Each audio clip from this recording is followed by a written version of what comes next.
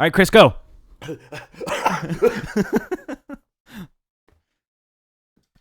All right, so we got a lot to talk about today.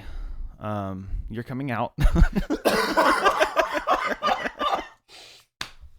Oh my gosh. Wow. As a fan of Cobra Kai.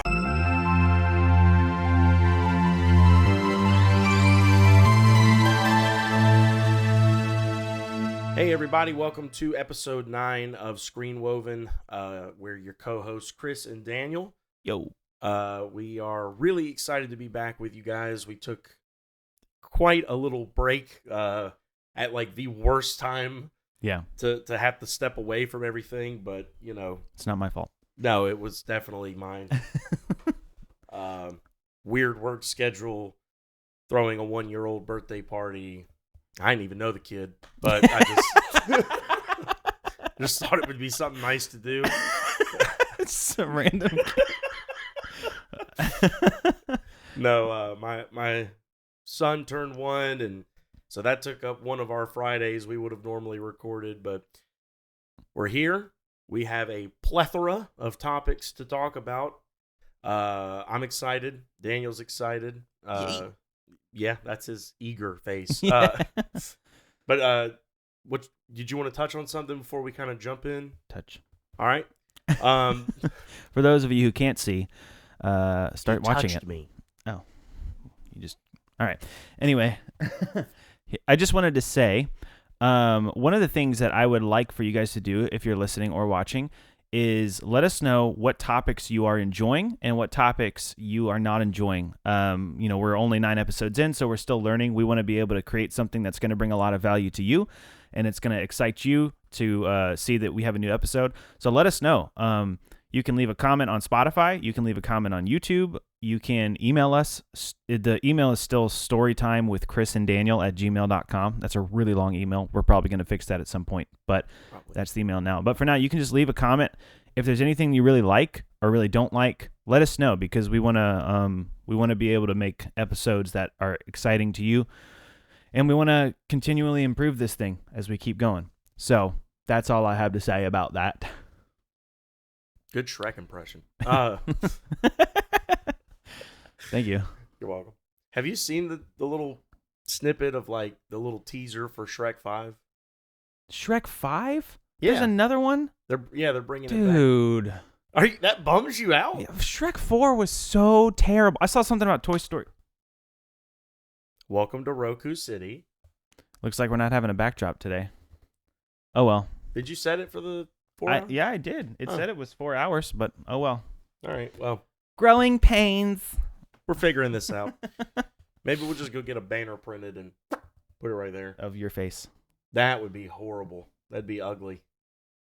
We could put like a big red circle around it and a line through it. Like I'm the green witch from Wicked. People are going to comment and be like, yeah, I like Chris's idea, actually. I if really you want to like that. Yeah, that's... if you just... Can you just wear a mask? We'd watch it if you wore a mask. Or have him face the wall. They haven't watched it once, and they're like, if you wore a mask, we would watch We'd it. probably watch it. But we can just tell something's off. I got to get some self burns in here because you at the party your daughter like now inflated my ego that I have a fan. His daughter's adorable. And apparently recognizes my voice and extremely obnoxiously unique laugh from him playing the podcast, so it was funny. But yeah, there's a fifth one coming out with like I guess a bit of a time jump because they showed like his daughter in the trailer and she's like older. She's gonna be voiced by Zendaya. Boo. I hate this so much. So here's what I'll say. Shrek 4 was terrible. I've never seen the 4th one. It was awful. But the first 2 are like amazing. Yeah. And I remember liking the 3rd one the one time I saw it. It was okay. I never saw the... You know what? No, wait a minute. Oh, yeah, okay. No, I've seen the 3rd one. I've seen it like once. Yeah. Years ago. Never saw the 4th one, but... I can believe it went downhill, but I do believe if they're bringing it back for a 5th one, I would hope it's worth it? No, Okay. it's not worth it. It's just a cash grab. They're like, this name will make money, which I get it, you know. Well, it might not if they don't change the animation style. Yeah, dude, they're making a Toy Story 5 apparently. I was mad when they made it Toy Story 4 because Toy Story Toy with the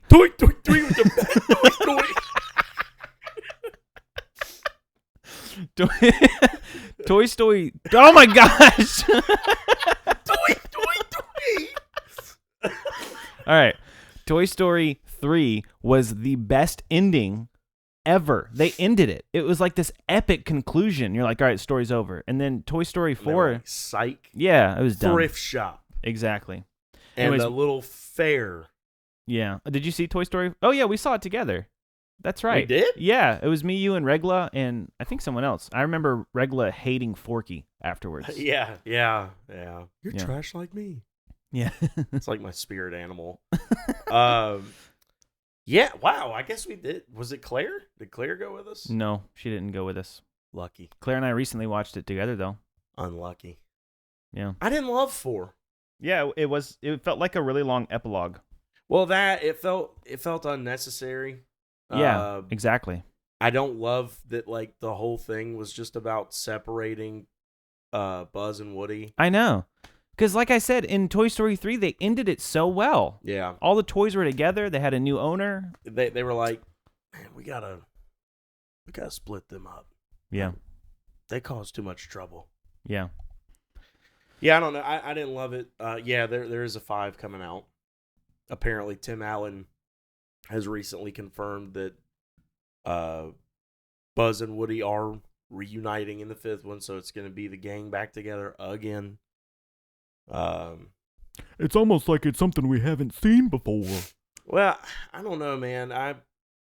If it weren't for the fact that I think Pixar has done a really good job with new and original stuff, but like still hitting the same emotional beats that they really started hitting with, like the Toy Story franchise. Like, I'll put it like this. This is a better way to say this. They have done a really good job with the Toy Story movies of like just really hitting some deep emotional things for what it is on the surface. Mm-hmm. If it was like a thing where like they just couldn't replicate that success with their other things, I'd be like, I get it. Like this is their avenue to tell a more mature story with like deep meaning, but like on the surface, it's still a fun, cute kids movie. But Inside Out did it. Moana's done it. Finding Nemo. Yeah. Cars. Soul. I mean, they've done it over and over and over and over again, and to pretty consistent success. So I don't get the fixation on Toy Story. Who knows? Maybe 5 will come out and it'll be even better than 4. Not 4. I hope it's better than 4. 3. Yeah. Who knows? But again, I was excited for 4, and then when I watched it, it felt unnecessary. So now it's kind of hard for me to get excited for 5. But, you go into something with lower expectations, maybe it'll be better. But that's fair. But it's funny you bring that up because that's kind of one of the things I wanted to talk about was kind of some. So real quick, go through the list. You have like a list of things you're going to talk to me about. Yeah, just like some of the main umbrella topics. I apologize in advance. I'm still kind of coming off some pollen allergy stuff, so I have a bit of a cough. And the reason I want to do this is because if we don't have time to get to all of this today, people still know like what we're going to be talking about in future episodes. Like if we don't get to something today, this is a little teaser of what we're looking at talking about. Right. So kind of just to kick things off, I wanted to, obviously, like I said, we've kind of been on a little bit of a hiatus, unintentional, but work schedules and then birthday parties. And I mean, it threw everything off, but, as if that wasn't bad enough, CinemaCon happens in one of the weeks where we were off. So tons of news from that. So I wanted to kind of touch on some CinemaCon news, just get your kind of, on the fly reaction. We probably won't talk too long about some of this. Some of it I feel like you won't have any opinion on, and some of it I feel like that we don't know enough about to in depth discuss, but it's interesting to bring up. And then if you guys hear anything like Daniel was talking about earlier that y'all want us to try and do a little more digging on, a little more research, and hear us talk a little bit more in depth about, or maybe like if there's a sequel or something that was announced and you want us to kind of go back and watch what leads up to it and talk, we could do that. We're trying to start catering a lot of this more to what you guys want to listen to. So, and then we did get a few trailers, so I wanted to talk about that. I'm pretty sure I've made sure to send you all the ones that I have on this list. There is an Avengers Doomsday theory that came to me via Den of Nerds YouTube channel. I'm not sure if it's like his theory or something he heard from somewhere else. So I will try and make sure Daniel and I credit him by putting the link to that YouTube video on the description of our YouTube video, just so that we can make sure if he credits someone, you can go watch that, or if you just want to go see him not butcher it the way I'm probably going to butcher it telling Daniel, y'all can go watch the full thing. It's really just going to be a link to more of our episodes. Right. It's going to be a link to our merch store. But so far, the only thing we've been able to actually get our logo onto is, those little sweaters that you put on cats. So go get you a kitty sweater. We actually have to make one of those now. A cat? You're like on it today, man. You're just popping them off before we started recording. In rare form. Yeah. I took my vitamin gummies today. Oh, the Flintstones? No, the Boo. men's one a day. Oh, those don't work. No, I'm just kidding. I was like, great. Been wasting money and time. So, talk about, hopefully get to that theory. I will say that might be one that takes a back seat in favor of some of the other stuff we're talking about if we need to rush for time. And then kind of fall into having a discussion, a little bit more of an in-depth discussion with Daniel for the first time about what? You didn't want that on? No, it was distracting me. I kept seeing moving stuff and I'm like, was that a laugh? Yeah, I'm trying not to cough. I'm trying to suppress laughter. Yeah, it's very. You sound breathy. like a dog. But having a more in-depth discussion, I have reached season 3 of Cobra Kai. That was quick too. I blazed through, and actually, I probably could have finished season 3 the way I've been watching them. But I finished season 1, and originally intended to just finish that season and talk to you about that, and then try and use some of my other time to get caught up on Daredevil. But then I found out that I couldn't, because apparently we had to update our Disney Plus password, and I don't know it, so it's not on my phone right now. So Netflix was the only thing at my disposal, so I just went ahead and blazed through season 2 of Cobra Kai like the other day. Yeah. So talk about that, yada yada. So anyway, that's kind of the overview over whatever of what we're gonna hopefully talk about today. And just as a side note, we probably won't get to this today, but I'm sure at some point we will talk about it. I finished Daredevil Born Again, and I can officially say I did not like it. Yeah, sadly, we cannot discuss that today because, like I said, that was my goal was to do season 1 of Cobra Kai and then finish Daredevil so we could talk that. Yeah. Did not work out, so I'll try and make sure that for the next one, I'm caught up, finished with that now that it's out completely. I'm a little shocked, not gonna lie, that was your reaction, because everybody else on X, Twitter, whatever, I still call it Twitter, but was freaking out about it. I don't understand why. The ending was so underwhelming to me. Super underwhelming. It's like they made all these hints and promises that they never delivered on. Keep in mind, this was meant to be one really long season that, because of some stuff, got split into 2 seasons. Okay. Well, so really, you're like midway through a story right now. Well, that makes more sense. But even so, the midway point is still a little underwhelming. It's like, I don't want to talk about it because we'll talk about it when you finish it. Right. And I don't want to accidentally spoil something. But we'll get on with the topics for today. Okay. So, how was Daredevil? I'm just kidding. All right, so let's talk a little bit about some CinemaCon news. Okay. So I don't know how much you're going to care about this, if at all. I don't. Let's move on to Doomsday. Wow. Not even like the specific thing I was gonna say, but just CinemaCon as a whole. Yeah. Skip it. So I personally, despite my better judgment and past experiences, am pretty excited to go check out the live action How to Train Your Dragon. Those movies are like beautiful movies. Yeah. They really shocked me when I watched them because like I watched them for the first time when I was in like high school, and I was like, I'm not gonna like these, but it was just on where I was at, and I had no choice. But I ended up like loving them. Yeah, they're great. Get me choked up to this day. At least the first. It's been a while since I've seen the second or third one, but I actually watched the first one not that long ago with my wife. We sat down and watched it. And even rewatching it, like it gets me emotional. Like it's a really sweet movie. So I'm cautiously optimistic for this first one.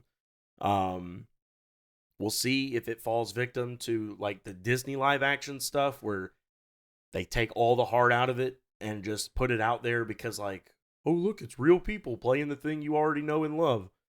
Yeah. If they do that, all hype will be gone for me for any thing to come.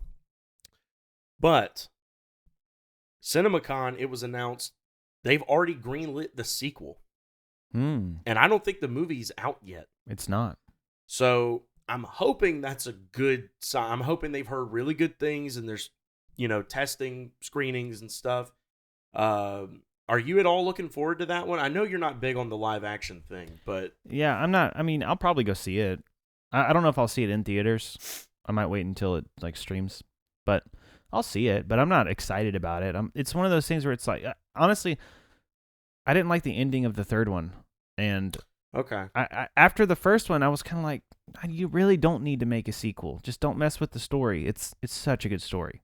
It is. What I would rather see them do with live action type stuff is do like alternate universe type things. Like maybe like a live action where Toothless is, in a different world or something like, I don't know, or like a different story that's live action. Right. I don't know. It's because it's like, what's the point of doing a live action? The whole point of it is it's an animated movie. If you're just, I don't know. If people want it, that's fine. But I'm just like, all right, and is it just going to be the same exact thing just with real people? I mean, well, like I said, it's against my better judgment, and it's against every experience I've had watching a live action remake. Yeah. I don't know why. And it's not just this movie. I'm excited for the Lilo and Stitch one. The trailer looks good. When I saw the Lion King live action, the Mulan live, like, it did not get me excited for those movies. But seeing the Lilo and Stitch one, I was like, oh, man, this actually looks kind of faithful. Like, yeah. And it would be cool to see it in that way. I don't know. I'm so torn because every logical part of my brain is like, this is probably gonna suck. Yeah. But the part of me that's like, but maybe. So I don't know. Those are two that I'm actually kind of interested in checking out. Apparently Zootopia 2 was officially like announced and footage was shown. I think it's kind of been announced for a while, or at least heavily talked about that it was coming. Footage was shown. I don't think any of that's been released, but we have had some stills, like just to kind of show updated character designs, yada yada, things like that. Have you seen Zootopia? Yeah, it was kind of a letdown. You didn't like it?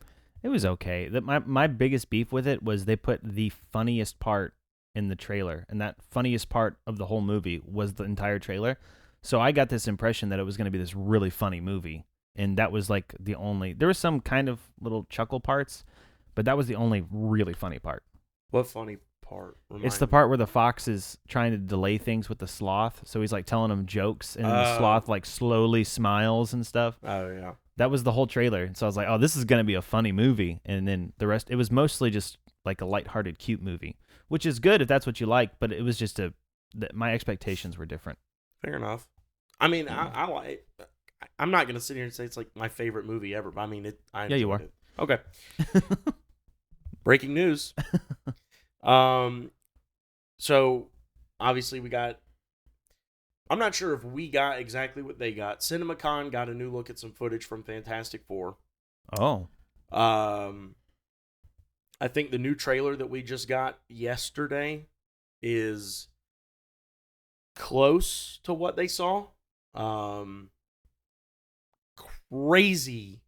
Crazy that they just went ahead and confirmed Sue Storm is pregnant. Yeah, I don't know. You're going to have to explain why that's big news. I could tell from the trailer that is big news, but I don't know why. So, in the comics, her and Reed Richards, I think a lot of times they have two kids. I'm not as familiar with the other one. But they have a son named Franklin Richards. And I wish I knew more about him to like be able to like just really break down for you how important he is. Crazy powerful. That's all I can tell you. He's got tie-ins to Kang. Like I think he's like a Kang variant somehow. It's I'll have to look up some stuff and send it. It's crazy that she's pregnant in this first movie. All right. Like the fact that they're not waiting on that is insane. Now, do you think that this could be another promo flop where they reveal the biggest thing in the trailer? And like the Red Hulk type thing? With this, I'll say no, because I don't even think that's like the big deal about this movie. Like, it's crazy. Yeah. And it's going to mean a lot. But I think the big deal about this movie is the fact that somehow, so it's been confirmed. You sent me a thing where the director was talking about, this is officially not in the main MCU universe. Yeah. But they all just got confirmed to be in Doomsday. Yeah. So somehow, between the end of this movie and Doomsday, which is kind of one of the next big things coming, it's like the next big Marvel movie, they come to our universe. Does their world get destroyed? Is it an accident? Is it intentional? Do we see Doom? If we do, what role does he play? Oh, that makes me want to just go ahead and start telling you about this Doom theory. We're going to have to get to it quick. I don't want to miss that today. I really want to get to that part today. You want to just go ahead and segue into... We don't have to talk long about it. I mean, is that pretty much the CinemaCon news? I mean, I was going to say that the other CinemaCon news is more just me asking if you had any thoughts on, like, have you ever seen the John Wicks? No. Well, I tried to. We talked about this before. Because remember, this is actually, I think, it was the first or second episode, and I was telling you how I stopped watching after the monologue about, like, you know whose dog that was you killed? Oh, my gosh. What? That was the reaction you had. You said you stopped. That made you stop watching? And then you said, That's a cold I scene, love bro. a one-man army. Give it to me. Yeah. No, I mean, yeah, for real. I didn't. I've just seen that so many times, and I don't know. It just didn't sell me. It slaps every time. I remain unslapped. I stand unslapped. I sit unslapped. John Wick could slap you. That's true. He doesn't even exist, and he could slap me. He shoots exists. through the multiverse. You just see a hand. I like how I slap this way, but turn my head that way. Man, that's crazy to me that you. Keanu Reeves we also talked about this. He's kind of not the best actor. He's not. Super awesome dude. Yeah. And I watch his stuff just because he's so cool. But I don't know. I don't love his line deliveries. Yeah. Because they're all the exact same. Yeah. But yeah, I mean, that's fair. That's crazy to me. So they're making another John Wick? There was always talks that there was going to be 5. Okay. For the 5 stages of grief. Oh, interesting. But after the 4th one, he kind of came out and was saying that, like, they're done with it for now. May or may not come back to it. We don't know. And then the spinoff is coming out, this ballerina with Ana de Armas. Okay. It's in that world, but it's a different character and blah, blah, blah. Well, apparently at CinemaCon, it got announced. John Wick 5, it's coming. Wow. So I'm excited for that one. I still need to see 4. I know that like, anyone who's watching this, who's like, man, you're advocating so hard for John Wick. I never did make it to see 4. There's a reason. Okay. My buddy was in the military, and he never got to see 3. And we had plans to rewatch 1 and 2 and then show him 3, and then both go see 4. And we never could make it happen. That's a lot of movies. So, And when you say both go C4, you mean not like the explosive. well, Like you're gonna go our C4 heads on this. probably would have went C4. Yeah. But we would have went C4 in the theater. Hulk C4. Hulk go C4. Why did that sound? That sounded almost like an Asian, like Hulk's. No, it didn't. That reminds me of the Tom Segura joke. He's like, Segura? Oh, are you? Is that Asian? He's like, what? No. He's like, it kind of sounds like Segura. And he's like, yeah, if you say it like that, I mean, he's like, I can make it. He's like, Smee. Oh man. Oh, that's not funny. Yeah, at all. No, I'm just kidding. That's pretty funny. But yeah, no, so we never did make it. So I haven't seen 4. I really want to. I've heard it's like the best one. Like, Okay. I really want to see it. But anyway, that got announced. So really no opinion on that, I guess. Mission Impossible trailer. Yeah.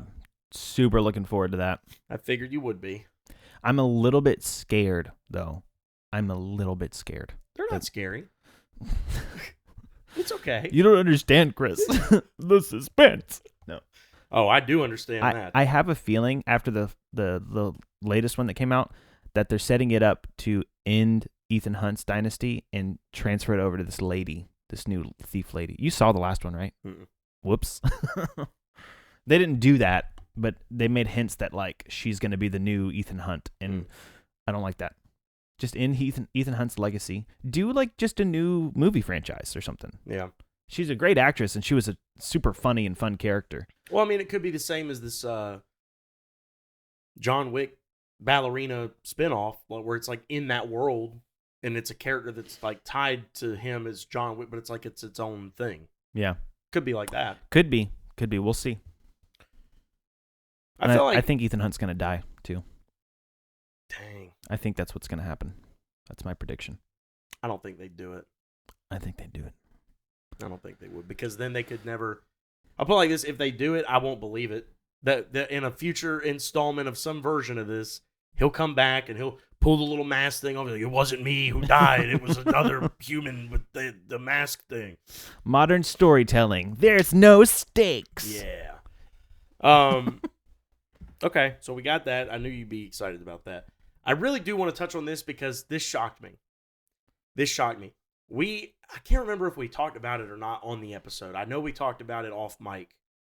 I came here one day. We were going to talk about, it was the episode we were going to talk about like upcoming movies we were looking forward to. Mm-hmm. And I told you that I had been really hyped because I had seen on the little graphic that I found that they were doing a Naked Gun reboot. Oh, yeah. But then I did some looking into it before I came in your house and saw it was Liam Neeson. Yeah. As, oh my God, Drennan. Leslie Nelson's character. Wait, is that Nielsen? Yeah. I can't remember something Drennan. Anyway, Drennan. Anyway, I don't remember the main character, and I could not get behind that at all. I was like, that vibe doesn't match. Yeah. CinemaCon comes. We get a little. I mean, it's not a theatrical trailer. It's a teaser trailer. Yeah. About a minute and a half long for the Naked Gun reboot. And I laughed at least twice, if not 3 times, out loud watching it, and immediately sent it to you. Yeah. We have not talked about this yet. No. What was your what'd you think about it? I thought it was like, I was shocked at how funny it was. Me too. I was like, wow. And it's extra funny because Liam Neeson is in movies like Taken. Yeah. That makes it extra funny. Like, in a way, it works better than I thought. Yeah. Because he's so serious. Yeah. It's kind of weird because, like, Nielsen, like, acted serious, but he was dumb. In a way, Liam Neeson being so actually serious, but kind of playing dumb. Yeah. It works in a way I didn't think it would. Yeah. The little, like, girl walking in the bank heist with the lollipop, and I'm like, what's going on here? He's like, what do you want? He's like, I was like, yeah. What? Throws the lollipop, just sticks in the guy's mouth. I mean, it's just like so stupid. The OJ joke? Oh yeah. Oh my gosh. I was like, comedies might be back. Comedies might be back. This is what we need. We need unapologetic. It's funny because it's horrible. Like, Everyone on Twitter hated it. oh, I know. Dude, I think that Twitter is becoming like The old people. yeah. They hate everything. Yeah, well they're just I think that there's just a lot of our culture has been very polarized for a very long time, and we are just, I think, at the cusp, not even at the cusp. We're just at the start of trying to bring that back together. And I think that everyone on Twitter thinks that the way to do it is to just be super super polarizing about the wrong side, or they turn everything into something that it's not, I think. But I'm not. There I go again, getting on these. No, rants, you're but good. I mean, they just the Fantastic not Four wrong. trailer, like Yeah. they like hated it. I mean, they were just talking Superman.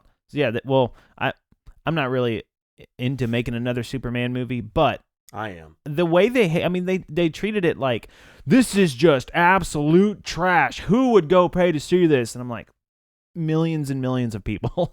Yeah, like a lot. Yeah. Like it's gonna break the box office the first weekend it's out. Are you talking about Fantastic Four or Superman? Both. Yeah.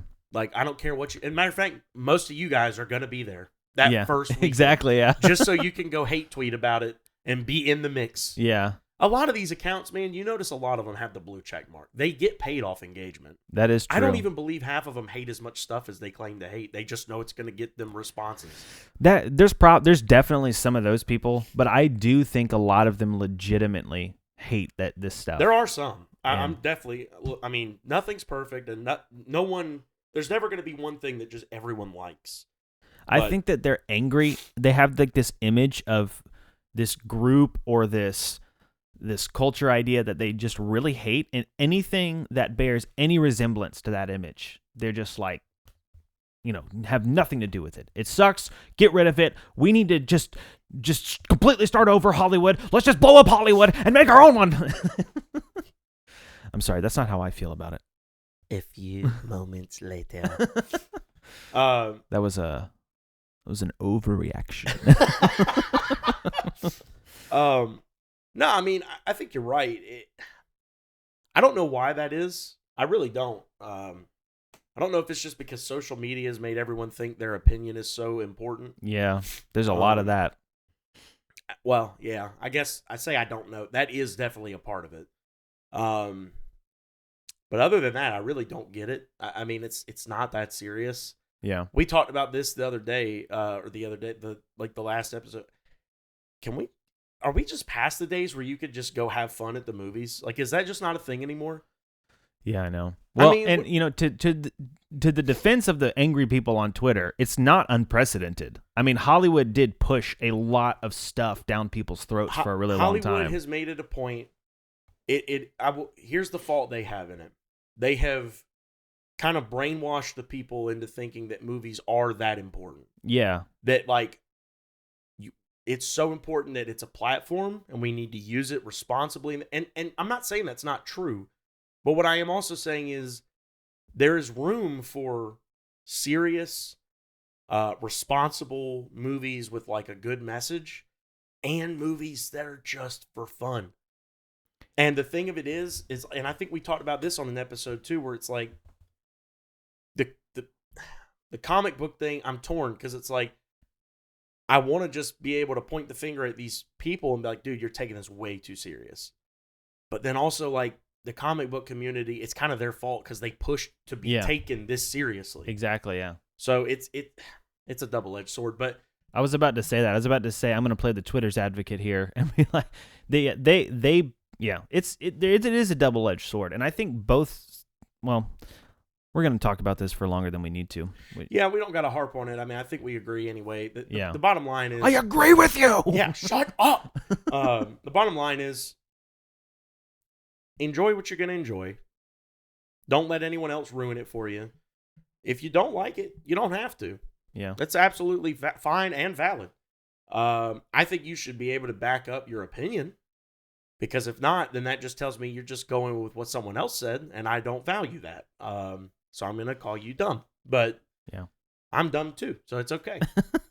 I can testify. Yeah, he knows. I just happen to have a microphone in front of me.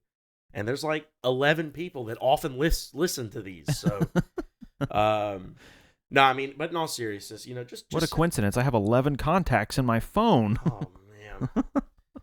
Just go have fun. It's a big summer for the movies, man. It's a big summer. This is the first year.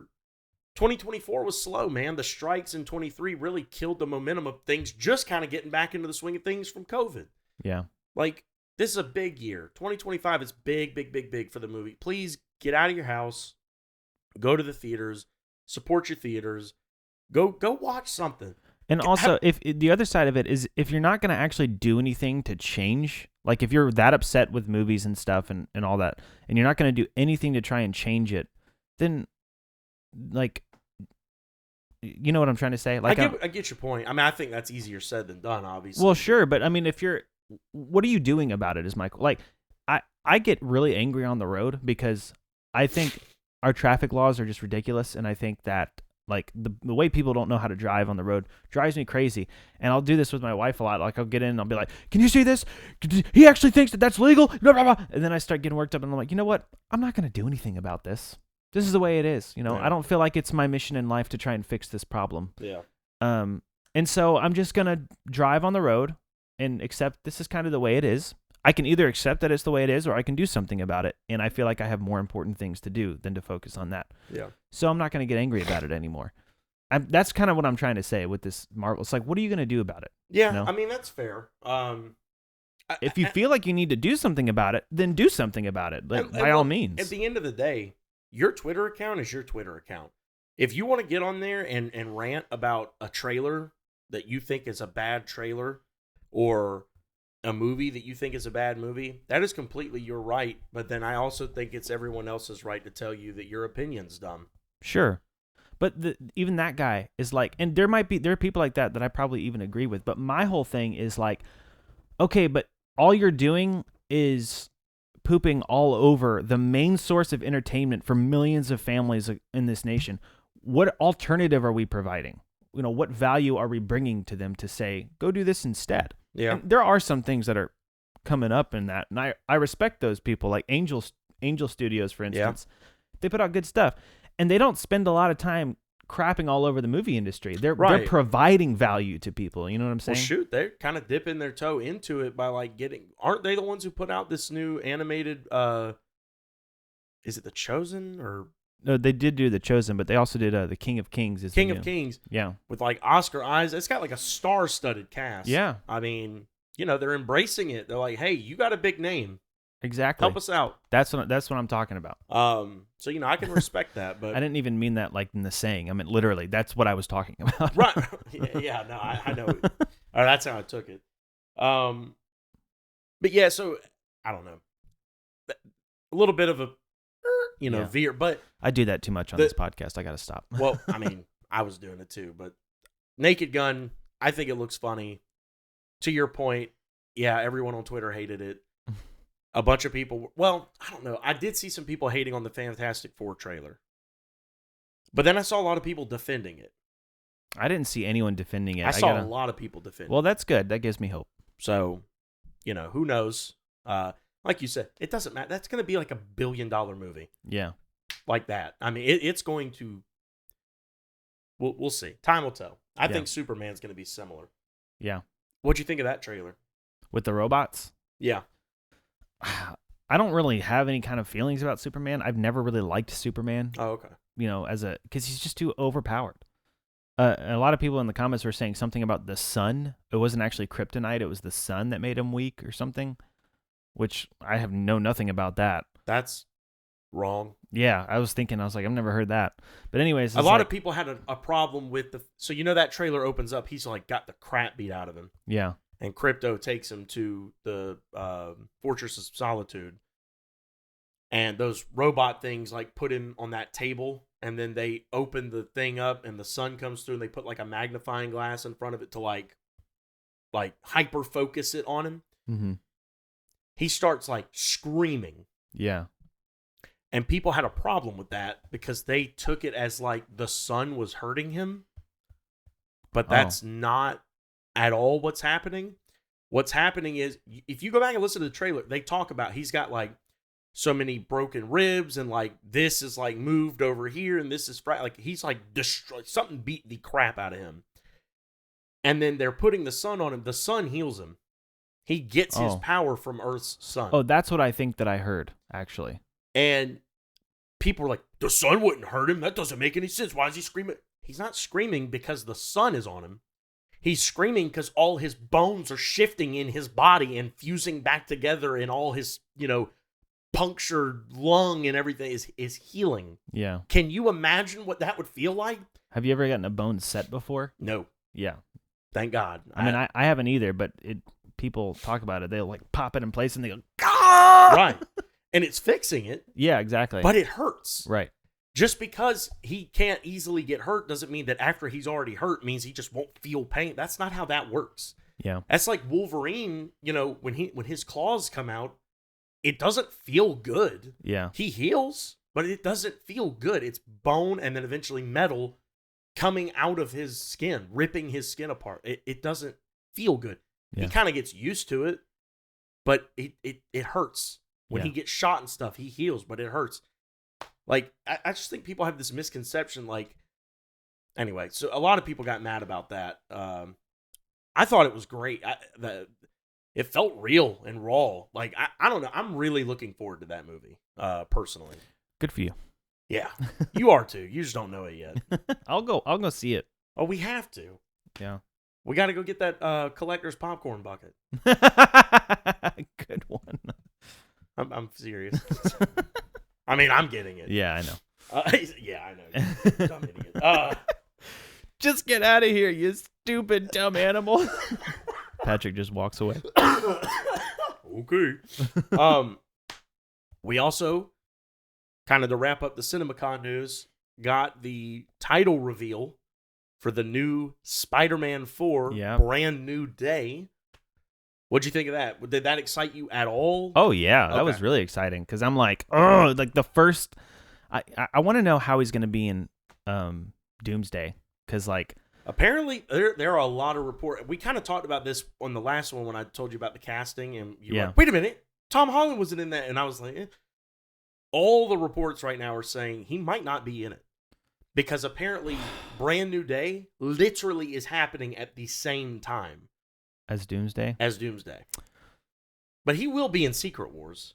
Yeah, I guess I can live with that. But 2026, we're getting it all, baby. We're getting Born Again Season 2, which I know you're probably not as hyped about, but I do think you'll enjoy it more if what I think is true, which is that it's going to kind of actually hit the climax of what this one story was supposed to be and, like, take it home. Season 2 of that. Brand New Day and Doomsday. Boom, boom, boom. You'll be eating. You mean Secret Wars in 2026? Oh, no. 2026 is Doomsday, yeah. 2027 is Secret Wars. 27 or 28, depending on how long it takes. I don't know. That'd be interesting to find out, too. But yeah. I mean, at least we're getting Brand New Day and Doomsday in the same year. Yeah. But because I really want to see the Street Spider-Man now because they set it up in No Way Home. So I'm excited. I love the logo change because it really does feel like they're redoing some stuff. And I am just, I don't know. I'm really excited to see how he plays in. Like, I want so badly for Daredevil and Spider-Man to do something together. Like, not even in Avengers, although that's probably going to happen. I'm sure that Daredevil is going to show up either in Doomsday or Secret Wars, if not both. I'm sure. And because Spider-Man and Daredevil are both they're both New York City vigilantes. And so... Well, look, you didn't hear this from me. All right? Y'all didn't hear this from me. So keep it quiet. But I've heard that he's going to be in season 2 of Born Again. Oh, boy. See, I saw something on Twitter, though, where Sony had said they were not allowing Marvel to put Spider-Man. Supposedly. You think that's a lie? Yes. Okay. Because why else would you even tease him in season 1 with Fist be like, we're not going to have people running around in spider suits? Yeah, but that's why I mean, granted, you did say they split it into 2 seasons later, but still, I'm like... And think about this. They split it into 2 seasons, and season 2 just happens to be coming out right before, like it will end right as we go into Brand New Day. See, if season 2 does the things that I feel like they promised in season 1, then I will like season 1. But season 1 overall was very underwhelming. It felt like a lot of promises completely undelivered. So maybe they're just trying to deliver it in season 2. Also, the storyline wasn't cohesive enough for me to like. I'll talk about this more when you finish it, but let's just, because we're gonna. I want to get to the Doomsday thing, especially. Okay. The theory, because I want to hear this let's theory. go ahead and talk about this. Okay. Let's so are we done with CinemaCon? Yeah, I mean, like I said, we talked about Superman, Fantastic Four, Mission Impossible, Naked Gun. Those were all the trailers, so yeah, that's pretty much wraps that up. I know you. So when I tell you what I'm about to tell you, don't immediately be like, no. Oh man. Just I'm already in that headspace now. just sit with it for a minute and think about what it can mean moving forward. Okay. I say this because when I watched this video, and now I'm kind of wishing I'd just shown you the video and we talked about it, but I'll do my best here. Like I said, we're gonna link this in the description. So please, I'm not gonna do a good job at verbatim retelling this. Please go watch Den of Nerds video on this. He does a really good job of breaking down all the logistics of why this theory could actually be true. And again, this is a theory. This is not confirmed. It just has some kind of convincing evidence behind it as to why certain things have taken place. I'm so scared. So the crux of this theory, kind of just the main, I'm not going to beat around the bush about this part. The main concept here is that they cast Robert Downey Jr. as Dr. Doom, not because this Dr. Doom is an Iron Man variant, but because the main MCU's Iron Man was always a Doctor Doom variant. Whoa. So, why would you think I wouldn't like that? Because when I first heard it, my original instinct was, well, that's stupid. That there's a waste of 10 years of building up Iron Man as the guy who started the MCU and then kind of saved it and sacrificed his life for it. But. So wait, hold on. Maybe I don't understand the theory correctly. You mean Iron Man was really working with and for Doom? No. Okay, that's what I'm saying. He's just a variant of Doom, but he has his own He agenda. is Iron Man because he was Iron Man. Right. But the theory here is that the reason they brought back RDJ was not a desperate attempt to save the MCU. It wasn't they have verbatim said RDJ is the only one who could play our Doom. They have said that. Why? And that's where this theory spawns from.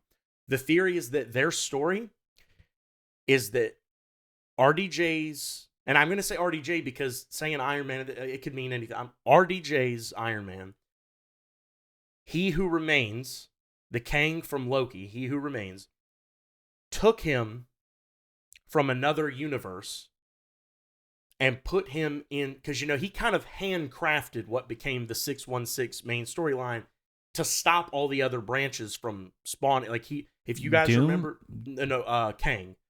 Remember in season 1 of Loki? I didn't watch Loki. Oh my gosh. Okay. Okay. Loki season 1. The whole thing is that you think he's the TVA. He's working for the TVA, blah, blah, blah, blah. The TVA is all a front. It's not like in the comics where it's a real thing. It's Kang. And he's got this organization, and they think they're doing good, and they think they're stopping fake, timelines from branching out from the sacred timeline is what they call it. Mm-hmm. But really what's happening is they're purging things from the timeline just because Kang wants this one timeline so that all the other Kangs can't get to it and start another war. Because Kang is in all the timelines. He's an anchor being or whatever they call it. So he's everywhere. He's got versions of himself all over So he cut the sacred timeline off from all the other ones. So, and that's a very base description. You really should. You would like Loki. I'm shocked you haven't seen Loki. It's like widely agreed that it's the best Disney Plus show that Marvel has done. Wow, interesting.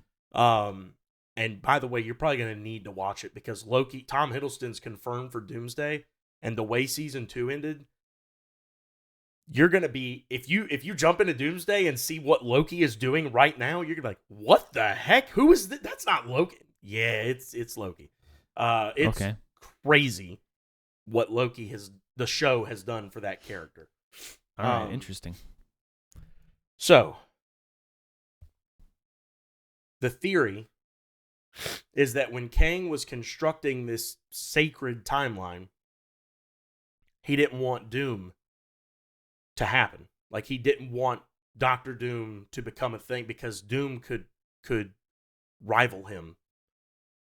So he pulled a Doom from a timeline that would have disrupted this one and put him in this one in the in the aspect of he became the son of the Starks and became Tony Stark instead and became a hero and became Iron Man and blah, blah, blah. So what is said is that this Doom, the actual Doom that's coming, feels justified in what he's doing because Kang tried to silence his universe. So he's like on a rampage now on all the other universes, especially the sacred timeline. So the 616 is the sacred timeline. It's the one Kang tried to like build.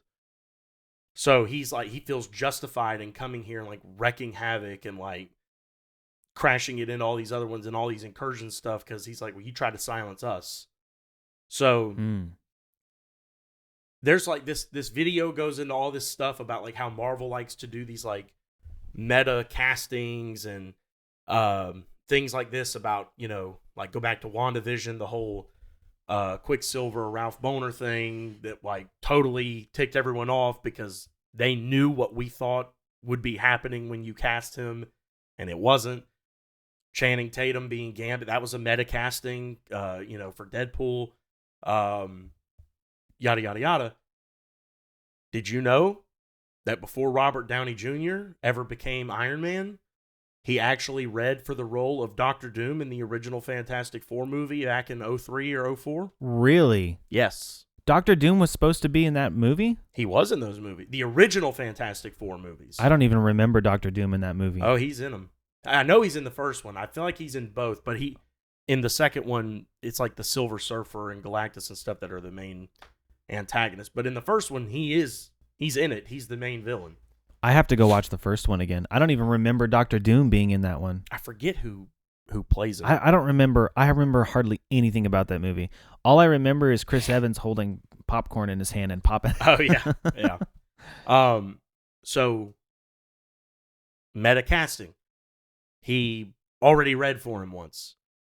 Ever since this theory got read, I say ever since, I mean, I mostly saw a lot of this in the comments of that video, but like some people were talking about if you go back and watch Endgame, when Tony meets his dad at that military camp and is talking to him, and his dad says something about his wife being pregnant, that Tony looks like confused for a second about like the timing of like why they would already be pregnant. I didn't think anything of that, but like now it makes me want to go back and rewatch. But like, is that kind of how they played that up? I don't know if I believe that as much, just because I will say, from the way I understand it, the Russo brothers and Christopher McFeely, I think is his name, only agreed to come back to do Secret Wars if they could come up with a good enough story of how to do it. And when they got this idea, whatever they're doing with it, that little silence was a lot funnier if you're watching instead of just listening. When they got this idea, that was what sparked them to be like, okay, we're coming back. And RDJ had already agreed to come back. So it's like, something about them saying he's the only one that could play the Doom that we're writing about tells me that this is going to shake up the entire like what we know as the MCU. And I'll tell you right now, I think it's going to make for some, if it's true, which I'm believing there's a lot of merit to this personally. I think that is going to make for some crazy emotional scenes when they face him down, when like our 616 characters face him down to fight him. Yeah. Because, oh, dude, imagine Tom Holland. Oh my god. Oh my gosh, dude. Him. Why would you? Mr. I don't know Stark. why you think I wouldn't like this. This is a genius way to do something like that. Because I know you're already not a big fan of the multiverse thing. Yeah, but if you're gonna do the multiverse, this is how you do it. I mean, I agree. You know? I agree with you. I thought you'd be like, what? Like, come on, like that totally ruins his character for like. But no, that makes his character way more interesting. But see, that's what I was gonna say. Is like because they're not compromising the integrity of Tony Stark. Tony Stark didn't even know he was a variant of Doctor Doom. Right, he just knows himself as Tony Stark. Exactly. And that was this guy's whole point in reading the theory or telling the theory or whatever, was that it kind of also brings up the whole nature versus nurture debate too. Of like, wow, well, this is the same guy, but in this universe, he was raised by the Starks and became a good man and the hero of that universe. And in this one, he became an absolute villain. Yeah, but it was scripted. Well, yeah. I mean, quite literally, even in universe, by He Who Remains, it was scripted. Yeah. I mean, yeah, I agree. That's an interesting debate, but yeah, that's wild. That debate aside, I love that. I think that's awesome. I don't think it's true though.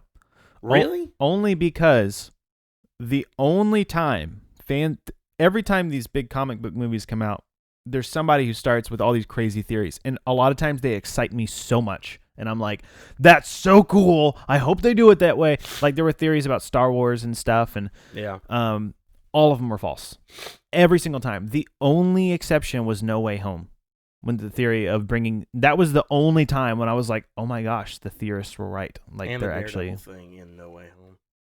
Oh, that was just. Did you hear that theory somewhere else? I didn't come up with that. Oh. That was like something I had heard people say. It's like, oh, he's gonna represent him in the movie. Yeah, that's fair. That is only those are the only that movie is the only time those theories have been correct.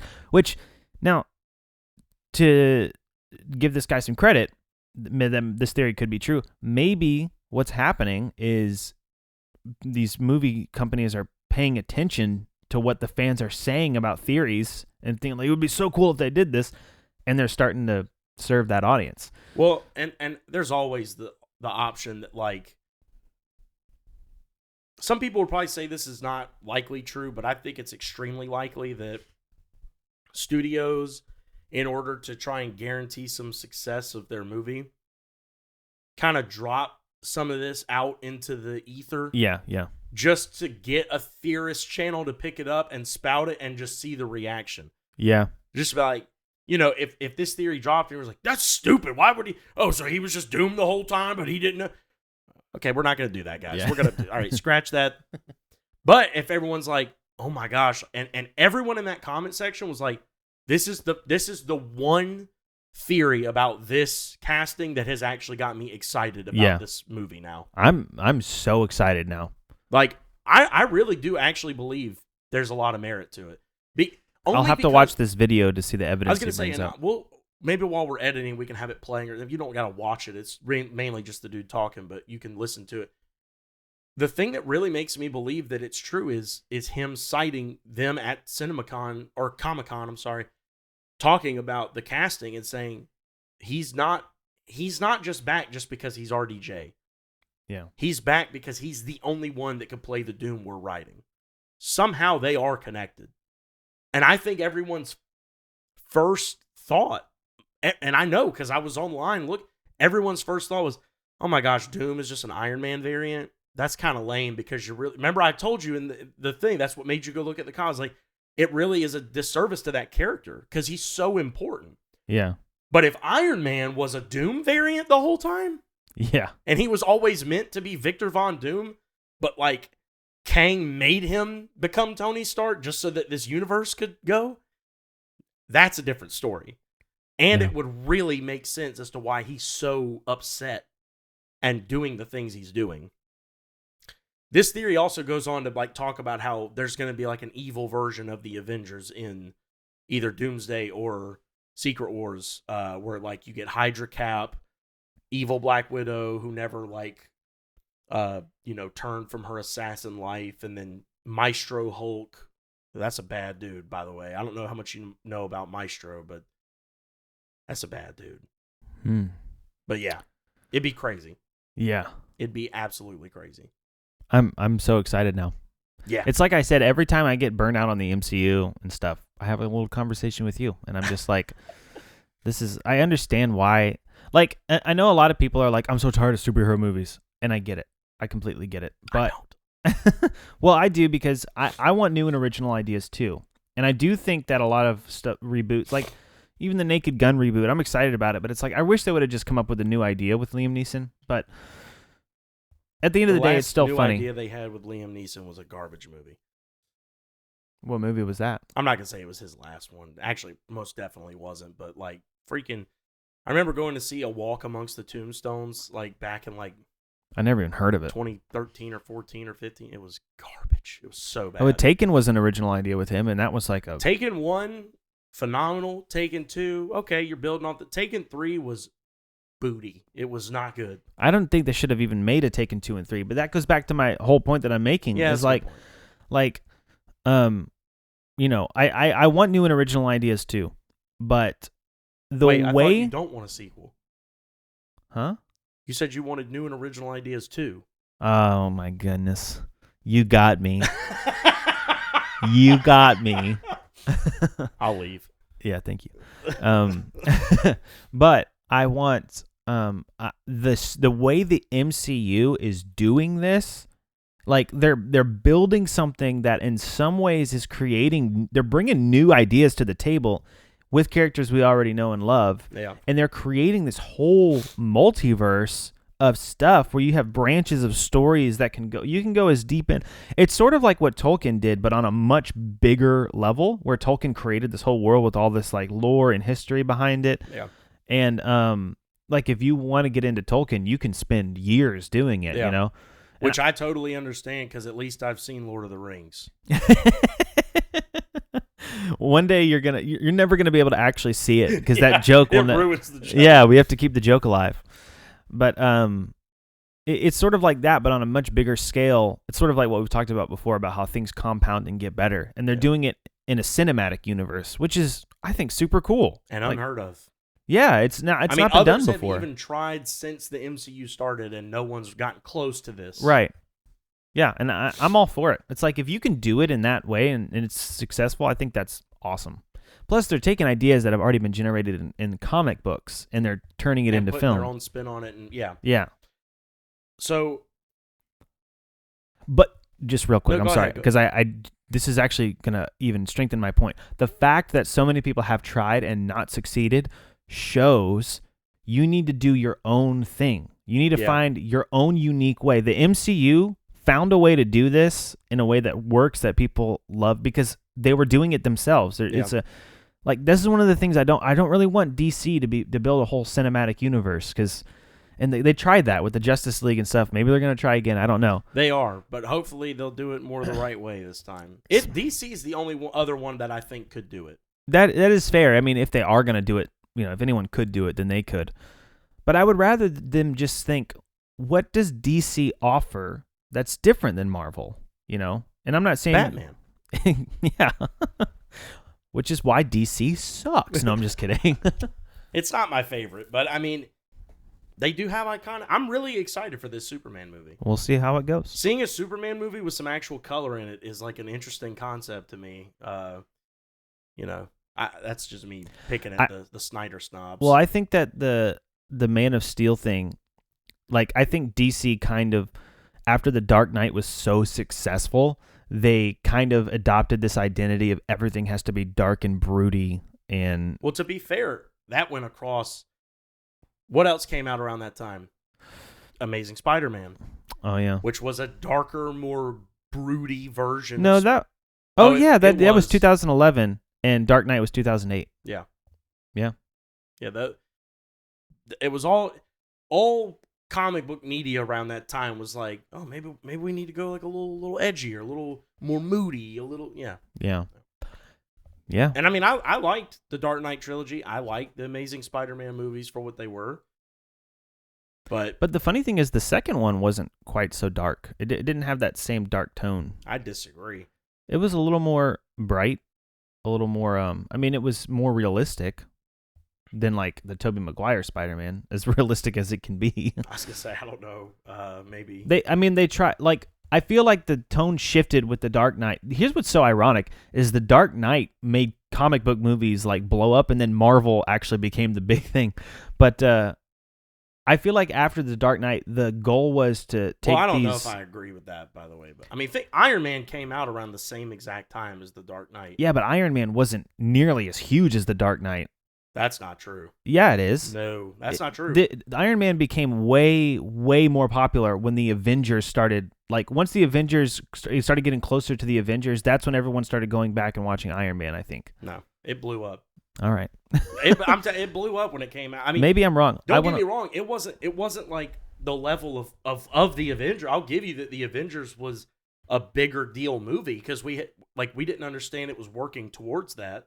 But I'm Iron Man, I think, did a lot better than you're remembering. It's very possible. I'm about to look this up right now because I remember Iron Man being like a cool, like fun movie. But okay, The Dark Knight grossed $536 million and over $1 billion worldwide, $1 billion and 10 million. Let's do Iron Man box office numbers.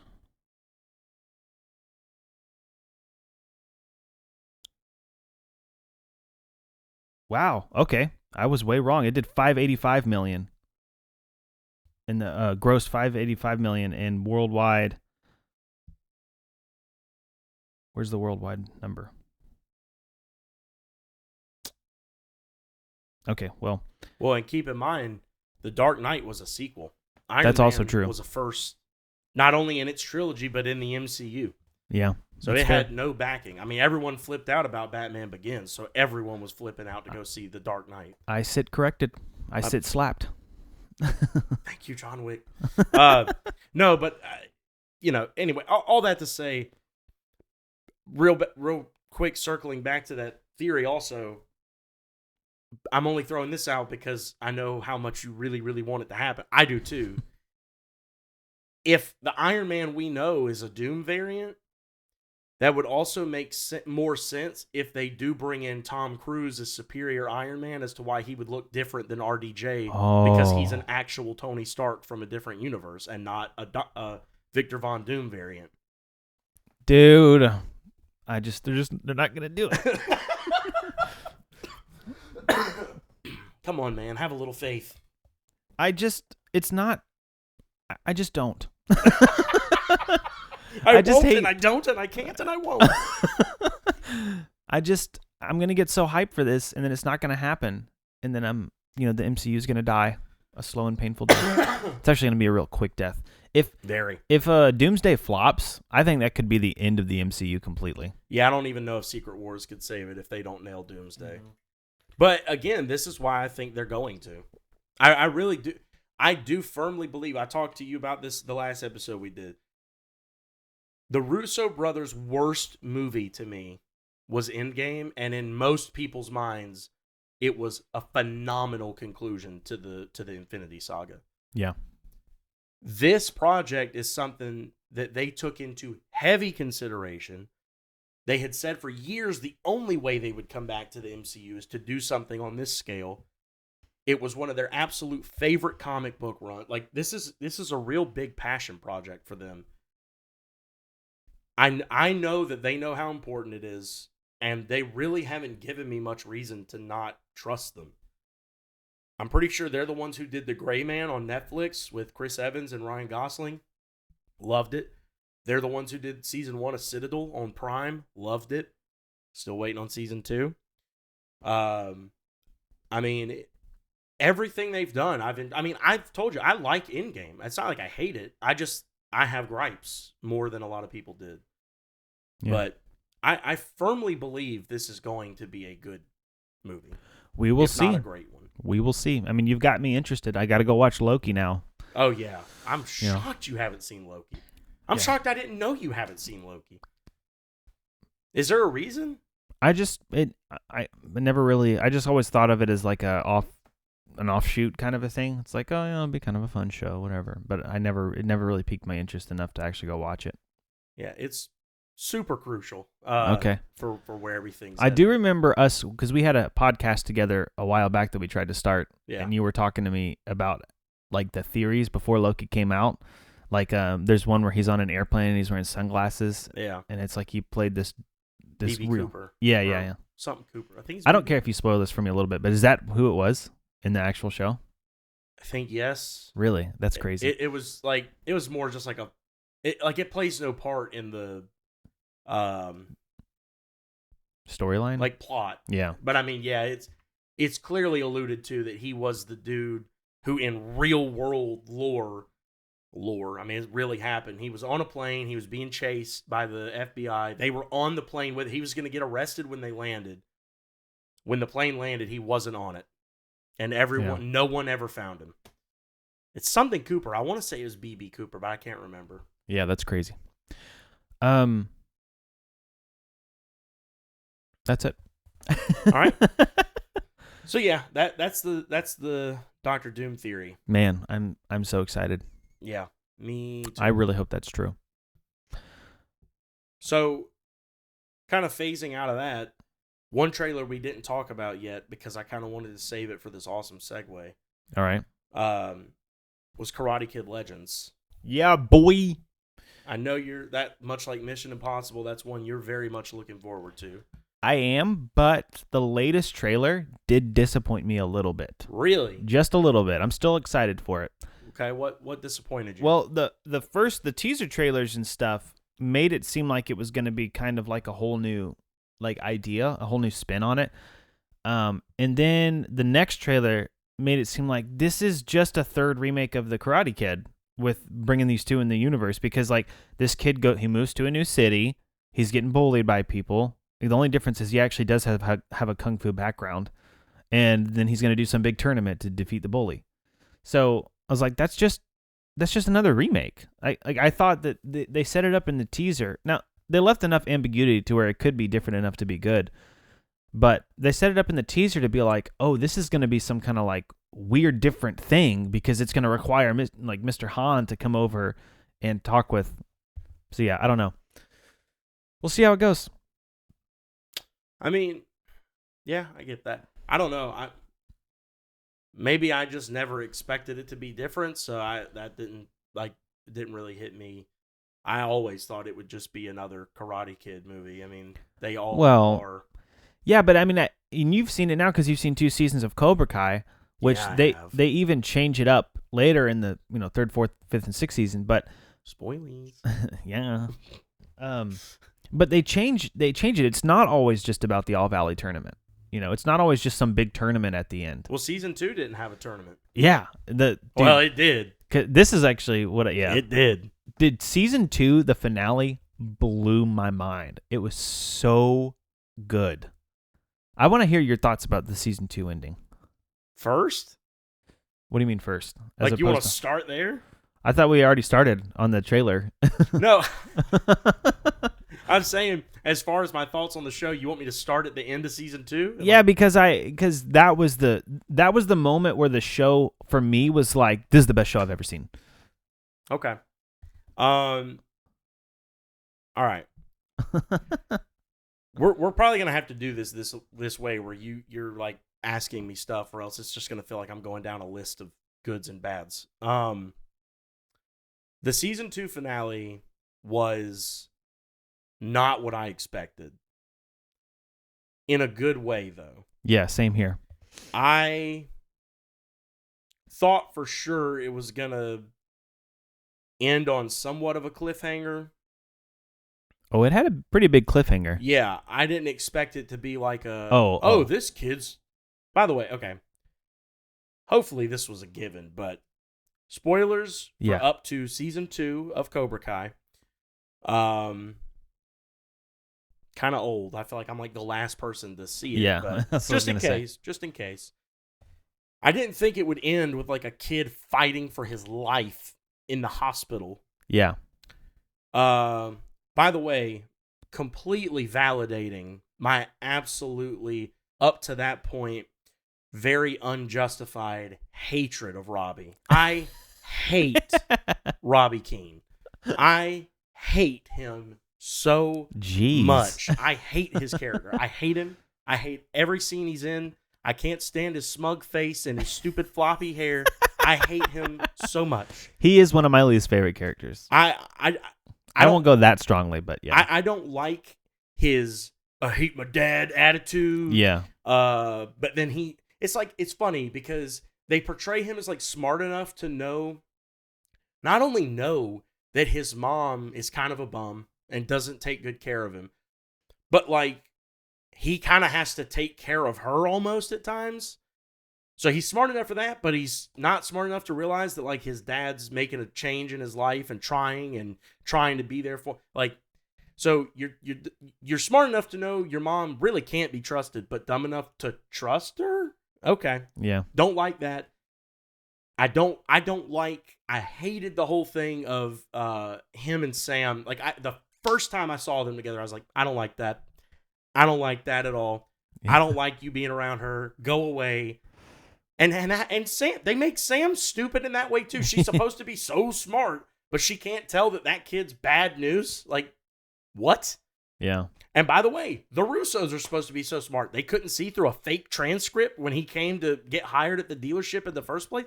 The LaRussos?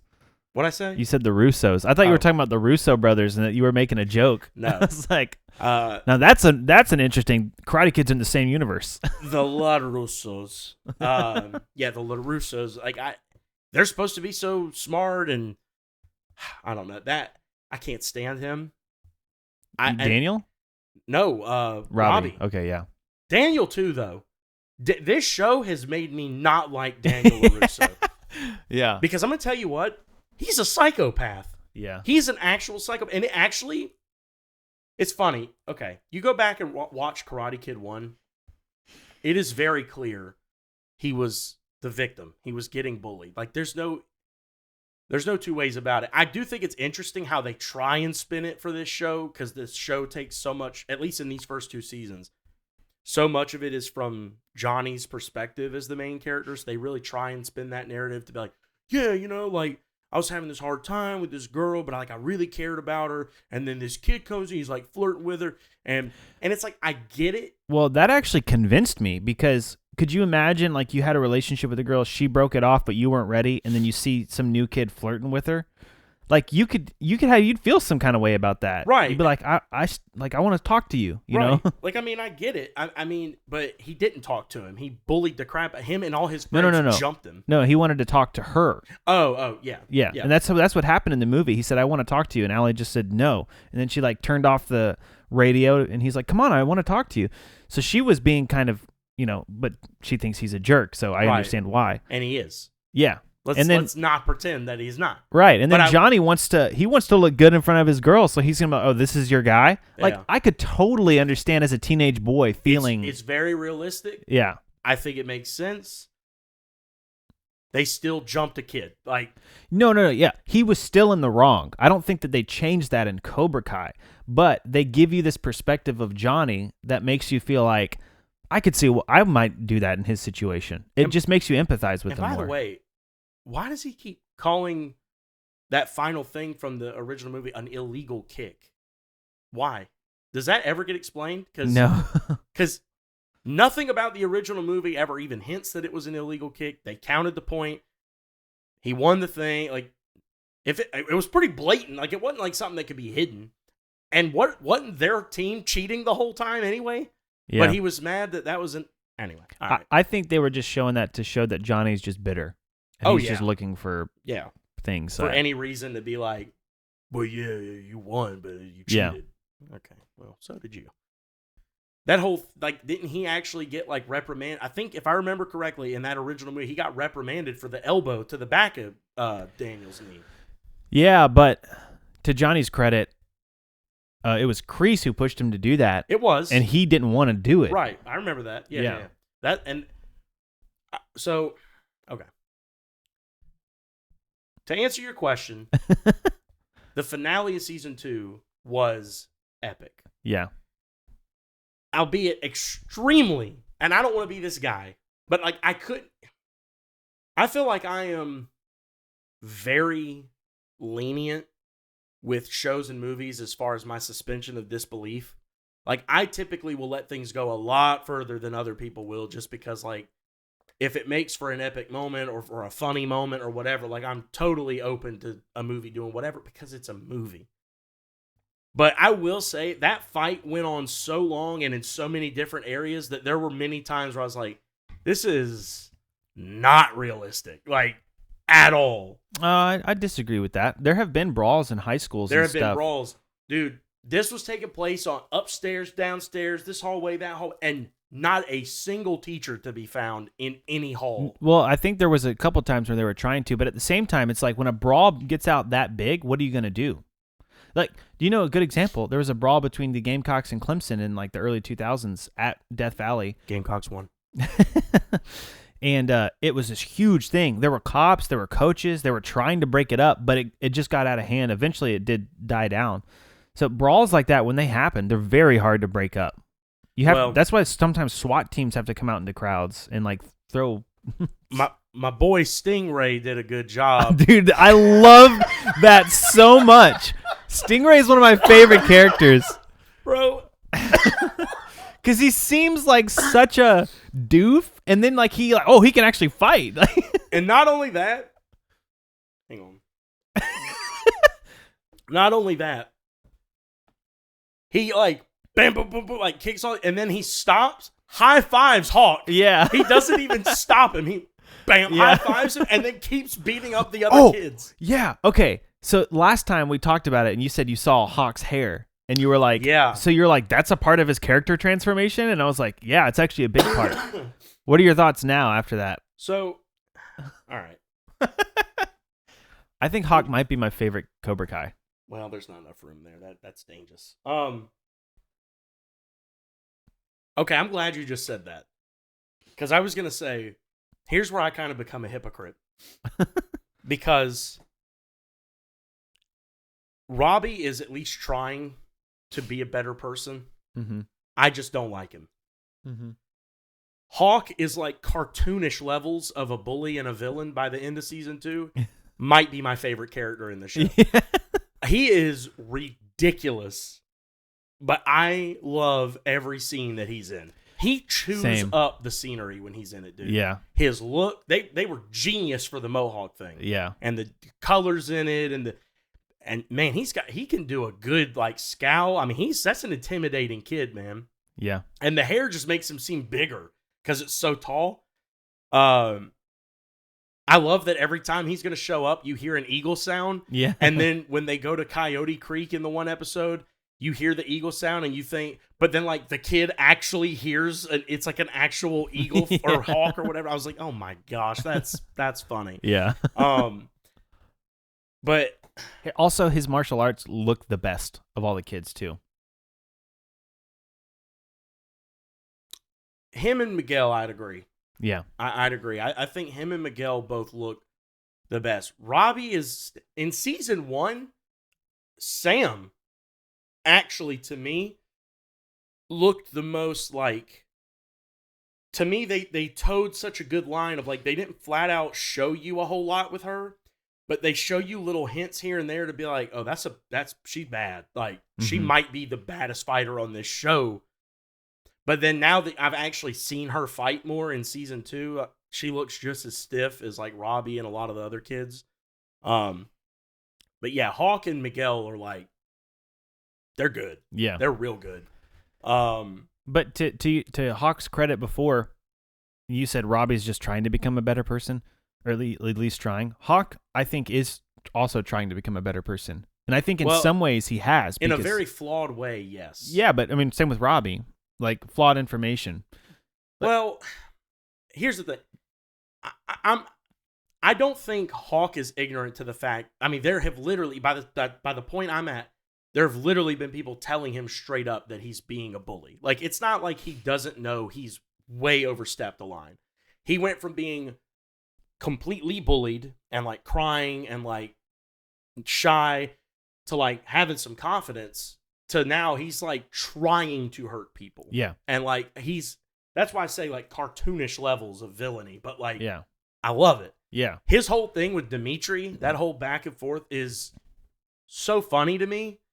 That like I actually got mad when Dimitri beat him in the hallway fight. Because I was like, first of all, no, that wouldn't happen. Yeah. You're not. They haven't shown you be good enough at even in your training to make me believe you could take on Hawk. Hawk almost won the All Valley in season 1. He was up there with Miguel, Robbie. It was Hawk and then some other person, and Robbie like barely beat him. So like you're gonna tell me Dimitri beat you? Come on, man. Yeah. I guess you could maybe argue like, well, yeah, but he probably didn't expect it. Okay, but nah. Anyway, I hated that he lost that fight. I would have actually liked it had they not done the scene in the episode before at the party where Dimitri gets on the microphone and just completely puts Hawk on blast. Like, especially because that curly-haired kid holds Hawk back and tells him, like, hey, remember, Sensei said sometimes we have to show mercy and blah, blah. I was like, I kind of like that. Like, he spent all this time being mean to Dimitri, and, like, he's learning, okay, he can still be my friend. I can still do this, and he can still be my friend. And then he does that, and he starts to get mad. He gets held back and reminded. I'm like, that's a good lesson. But then Dimitri goes way too far, like, way too far, to where it was, like, not believable that he would do that, but then also not believable that Hawk would restrain himself that long. By the time he brings up the bedwetting thing, I'm like, oh, you're dead. Like, he's about to murder you. And then the cops show up, which, by the way, my man Stingray with his duct tape, 40 bottles in his hand, he's like, no, I can't go to jail. My mom will kill me. Yeah. I love when he walks in the party with that girl, and she's like, I thought you said we were going to your friend's house. He's like, yeah, we are. Their parents are out of town, so like we're gonna. I'm like, oh my gosh, dude, you're so stupid. I love him. Yeah, he's great. But anyway, the hallway fall, the fall too. Yeah. The hallway fight was epic. Hated that Hawk lost. I did not like that part. I was glad the show justified my hatred of Robbie by letting him kick Miguel off the railing. In no way, shape, or form am I dumb enough to think that Miguel's going to die, so I'm sure he'll be back. Now, in what capacity, I don't know. Will he still be able to fight? I would guess so, because I just don't see there being a show without him being the main character. Can we talk about Tori? How much of a psychopath she is? I can't stand her. Like the whole show would have been better without her. I don't know about that, because I was actually starting to really hate it till she came in. I enjoyed season 1 up till episode 8 or 9, because that's where they have the party at the lake. And that was where the whole misconception came in of Robbie and Sam showing up. Miguel was getting drunk. He couldn't talk to her. Here's the thing. I didn't like all that. This is kind of why I wanted to start with season 1. But now, before you explain that, I did tell you that the show is best when it focuses on Daniel versus Johnny. When it focuses on the teen drama, it's not as good. It's not even that it's not as good. I mean, it does. Look, the show is about teenagers learning karate. There has to be some stakes between the teens for that to matter. So, I mean... And they're teenagers. They're acting like teenagers. And they are stupid. They're going to make mistakes. I get all that. Yeah. But my thing is, you can't set a character up for 8 episodes to be this, like, understanding guy. Even with the tutelage of Johnny and, like, the way Miguel is processing this information and trying to learn from it. Because I do see, even though it's a bit of a stretch at times, I do see where, like, he takes this information and takes it to the real world and applies it, and it's worked for him enough to where he starts to just believe every letter of it, like Johnny talks about in season 2, like, this is just paint on a wall. But, like, it's worked for Miguel enough to where, like, I could see where maybe he would believe that, like, this is just a way of life, like, this is how you have to live. But still... You've set him up as like this sweet, loving, like kind-hearted human. Even if in martial arts he's becoming a little bit more of a like, hey, you gotta have that killer instinct, blah blah blah.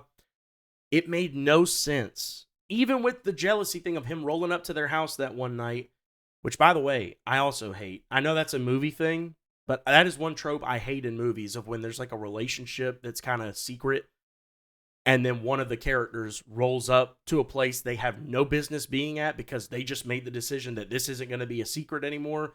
That's one trope like that I don't like in anything. Yeah. Because, again, I can be lenient with like suspension of disbelief, but like no real relationship operates that way. Yeah. Like that's not something you just do without talking to the other person.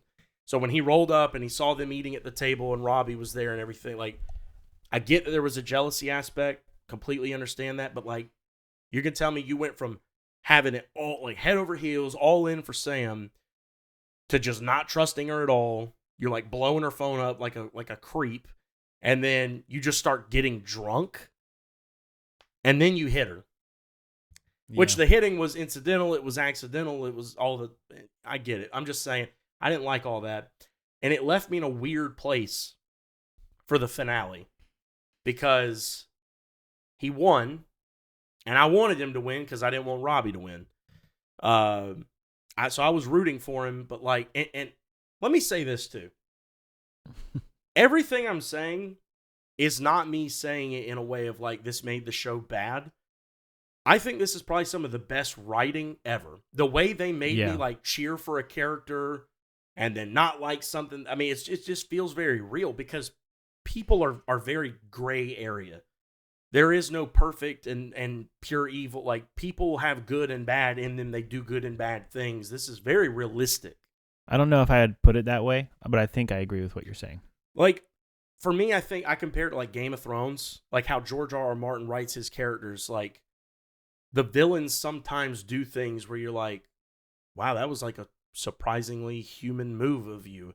And sometimes the good guys do things you're like, oh my gosh, that was kind of low. Yeah. But it's like, that's real life. Yeah.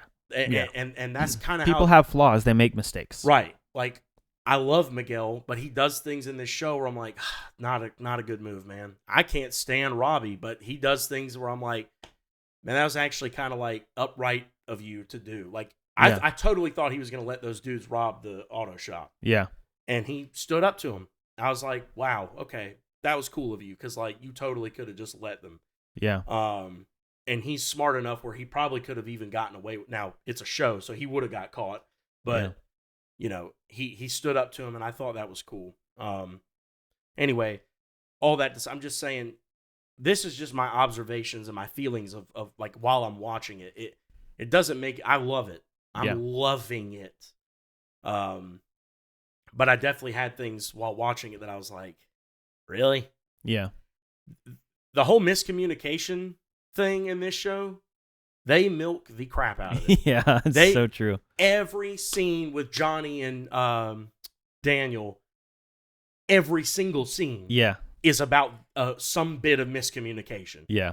Except for in season 1, episode 9, and in season 2, episode 9, they're like mirror episodes where like they're kind of forced to be together for a little bit. Mm-hmm. And then they actually communicate and realize, oh, you're not like that bad. You're actually like cool and a human being and we have things in common.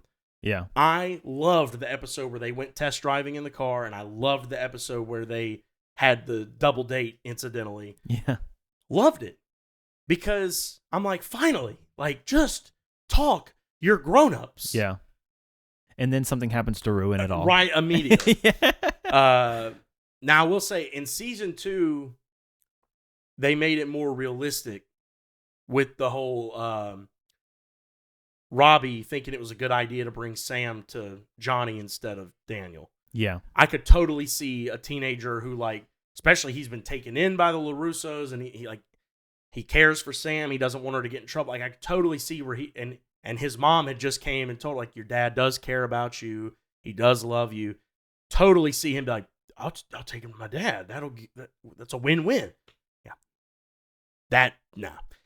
But that scene of them finally fighting was also cool. I've been waiting. I was like, this is going to pop off at some point. Yeah. At some point, they're going to throw hands. That was long overdue. But yeah, the last 2 episodes of season 2 were fantastic. So good. I don't really think Miguel would have lost to Robbie. I just, even with Robbie getting more training, Miguel just seems like a better fighter. But I also, like I said, it's partly just because he looks good when he's fighting, I think. I mean, that's true, but I think Johnny's a better sensei than he thinks he is. And with that being the case, I feel like by default, his students are better. I like Daniel. I get the whole concept of Miyagi-Do. I get the whole polar opposite of like the way of the fist versus self-defense only and all that. I get it. Mm-hmm. But I don't know. This show does such a good job because it confuses me. Yeah. Like, I grew up watching The Karate Kid. That was one of my dad's favorite movies. I've seen Karate Kid so many times. It's a great movie. And now, like, I'm watching this show and I'm like, I kind of don't like Daniel. Like, I kind of don't. I'm just saying he's a liar. He's a liar. He keeps telling his wife he's going to balance things and and he totally doesn't. He spends all his time at the dojo. And again, great writing, because then I think about it, I'm like, yeah, but I get it, because he's terrified for these kids' safety. He genuinely thinks these kids are all going to get the crap beat out of them if they can't protect themselves. And to his credit, they do. Yeah. Well, and also he knows that firsthand. Right. Know? That's like he remembers it.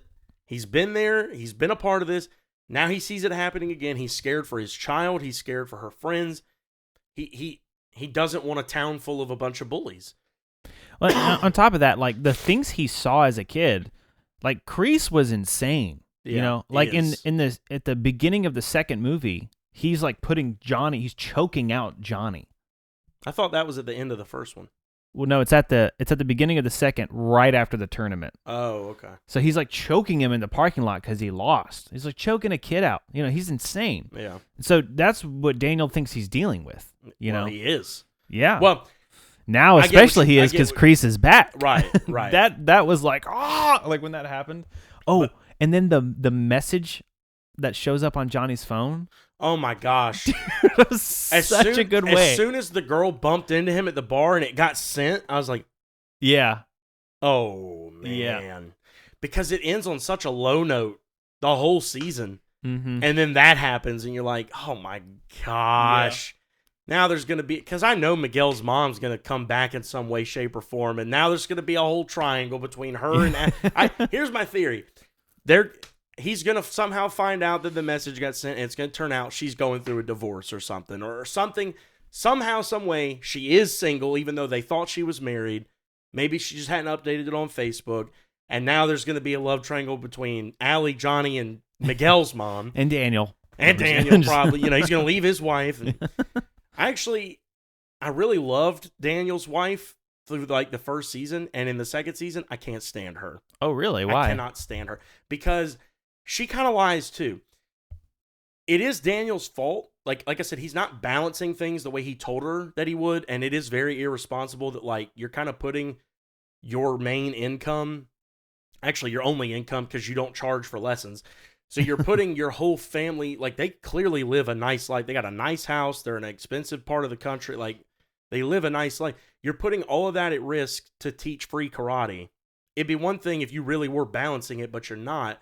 You're really letting things slip at your business, and your wife is taking care of all of it. So I do understand her frustration, but also they had that really emotional scene where he explained to her that, like, in doing this, he's just kind of felt like Mr. Miyagi was back in his life a little bit, and it's really helping him to kind of find something in himself that he thought wasn't there anymore, and then explained that he's worried for the kids and blah. And she flat out told him, she's like, and I don't ever want to, have to ask you to give that up. I'm not asking you to give that up. And then she's like, yeah, I need you to give this up. Yeah. I need you to completely stop this. This is stupid. And by the way, while I'm on the topic of his wife, season 2 finale, she is bonkers out of her mind. First of all, she tells Sam in the hospital, I'm going to make sure this girl gets suspended. Yeah, sweetheart, she's going to get suspended. She broke into the office, knocked a teacher over, grabbed the mic, cursed at a student over the PA system, and then started a school-wide brawl. took a spiked bracelet off her wrist, put it around her fist, and cut this girl's bicep by stabbing it into it, and was about to punch her in the throat until Sam stopped it. She's getting suspended. You don't got to worry about that. Yeah. If she doesn't, that'll be the first thing in this show that I'm like, all right, no. That, no. She would get expelled for that. She might go to prison for that. I mean. And it is California. Well. But that was wild. And then her reaction was, no more karate. It's done. We're done with it. I'm like, really? Because karate's the only reason your daughter's alive. Yeah. I think she's just emotional, though. She's fed up with all of it. Man, because you can't say that. I just did. She's fed up and like, she's just like so done with the karate stuff. And like her daughter's in the hospital now. And so she's like, this is it. We're not doing this anymore. I get what you're saying. Yeah, she does get a little bonkers. Just keep watching, though. Keep watching. Oh, I'm going to. I mean, love it. Yeah. It's just the stories all play out so well. It's like I said, the way the whole... Will I end up liking Robbie? I think you will, because I felt like you, too. Like, I couldn't stand Robbie, and I thought he was just annoying. Because he is. Yeah, he is very annoying. And he lied about the Medal of Honor. Yeah. That little floppy-haired punk. Oh, Jason was just there the whole time. I can tell you one thing, though, that will make you like him a little bit more, is he does get a haircut eventually. So won't help. I think it will. Does he still have the same face? No, actually. Oh, they recast him? Yeah. No, I'm just kidding. Oh. I don't like his face. I don't like his face. He's got a smug face. I don't think there's anything I can do about that. But well, I don't like him. Just I don't like him, and I don't see it changing. Do you know what's funny is even the characters I don't like, when I see them in like interviews and stuff, the actors are all really cool. They're all I'm sure. really laid back, super chill. You need to look up the bloopers for season 1 and 2, especially season 1. There's a blooper where Miguel does when he shows up and sees them together having dinner. I was crying. I was laughing so hard. It was so funny. I'm gonna tell you, it's funny. I wasn't gonna tell you this. I didn't look up. I stumbled upon the bloopers for season 4 and saw something I should not have seen. Oh no! What was it? I didn't do it. That's a joke. Oh, you really got me. That was really good. You were a fantastic liar. I just got lightheaded. Lie-headed, you could say. Anyways. All right. I would just like to rewind and pretend that didn't happen. Not possible. Okay. Let me see what else I have here. Could you stop coughing? I'm so sorry. So yeah, just in my little bullet list of notes here, and feel free to throw out any other questions about reactions or thoughts on whatever. Because I mean, I blazed through these 2 seasons, so like it's hard for me to remember each individual thing, but it's masterful writing, the way they weave all these storylines together, and then they like loop them to like make you think it's going this way, and then it goes back this way, and then it weaves in with this one because it took this turn instead. It's masterful writing, especially for a teen drama. Which I mean, really, it's a teen drama, but it's so good. It's so well written, and I will say, it doesn't make me laugh often, but I feel like I'm not gonna say it doesn't make me laugh often.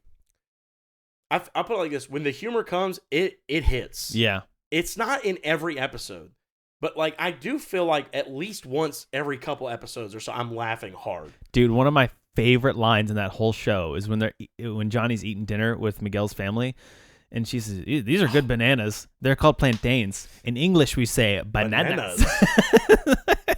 So, for those who don't know, my wife is Cuban. We eat plantains a lot. Really? Oh, yeah. That killed me because, like, when I first, like, ate with their family and started having, that's kind of how they explain. It's like they're kind of similar, but they're different and blah, blah, blah. So, like, for me knowing all that and then having experience trying it for the first time, to hear him be like, well, in English, and he says it like he's like teaching them something. Yeah, exactly. Well, in English, we call them bananas. Oh man, it was so. I died at that too. That was really, really good. Um, He's such a lovable character. He Like, is. even when he messes up, he you know. is. He's so stupid, but Yeah. I love him. Really, seriously, he is the heart of the show. Oh yeah, the show is his story, I think. It really is. Like, it is a teen drama, but it's really his like redemption arc, and Mhm. they do such a good job at making you care for him. Because, like I said, that whole like way of spinning, you're taking an icon, not just a movie, an iconic movie. Yeah.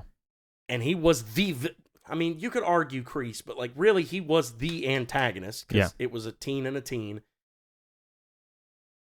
And they spin it in a way that it doesn't, like you said, it doesn't even feel like that much of a stretch. You could see where at that age, Yeah. this miscommunication could happen and spark something and make it more than it needed to be. And then, like, if it never got resolved because he was being, raised by this psycho, and I mean, it's shown in this show that his stepdad really wasn't good for him. So really, Kreese was kind of raising him to be the way he is. Like, when you're raised that way and you no mercy and men don't cry and blah, blah, blah, blah, and all this stuff, you don't talk about anything with anyone.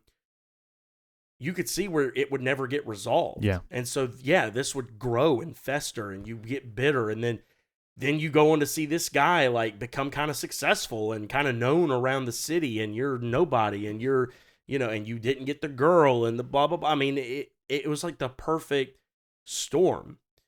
Mhm. Man, I don't know about you, but like for me, as a first time dad, got my first kid, the scene of him watching the little boy and the dad at that little burger joint sharing the milkshake, and then later he goes back to that place with Miguel and tells him the story about the hospital was across the street, and he sat in there trying to work up the courage to go over there, and he never went, and he failed his son on day one because of that.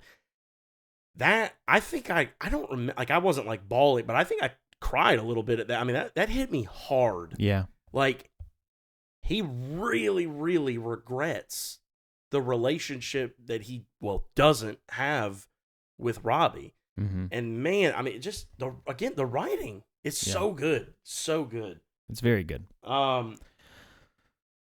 So what else do I have here? Oh, okay. This is really nothing important, but I love, for some reason, that like throughout that hallway scene, especially, they kind of do it throughout the show, but like everyone kind of in both factions has their kind of like main enemy from the other one. Mm-hmm. And the Asian kid at Miyagi-Do and the little redhead nerd from they have like no story, but like they beef. Yeah. And their little, like, it kept cutting back to their little fight in the hall, and I was just like, it cracked me up every time it was like, who are these two? Like, I don't know anything about them. My God, that was so funny to me, and I don't know if it was intentional or if it was just like, we got no one else to put them with. Do you know what? One of the things I really loved about this show is because Claire and I actually rewatched the Karate Kid movies after we finished Cobra Kai. And it confirmed things that I already knew, like I felt deep down, is that Miyagi was not right about everything.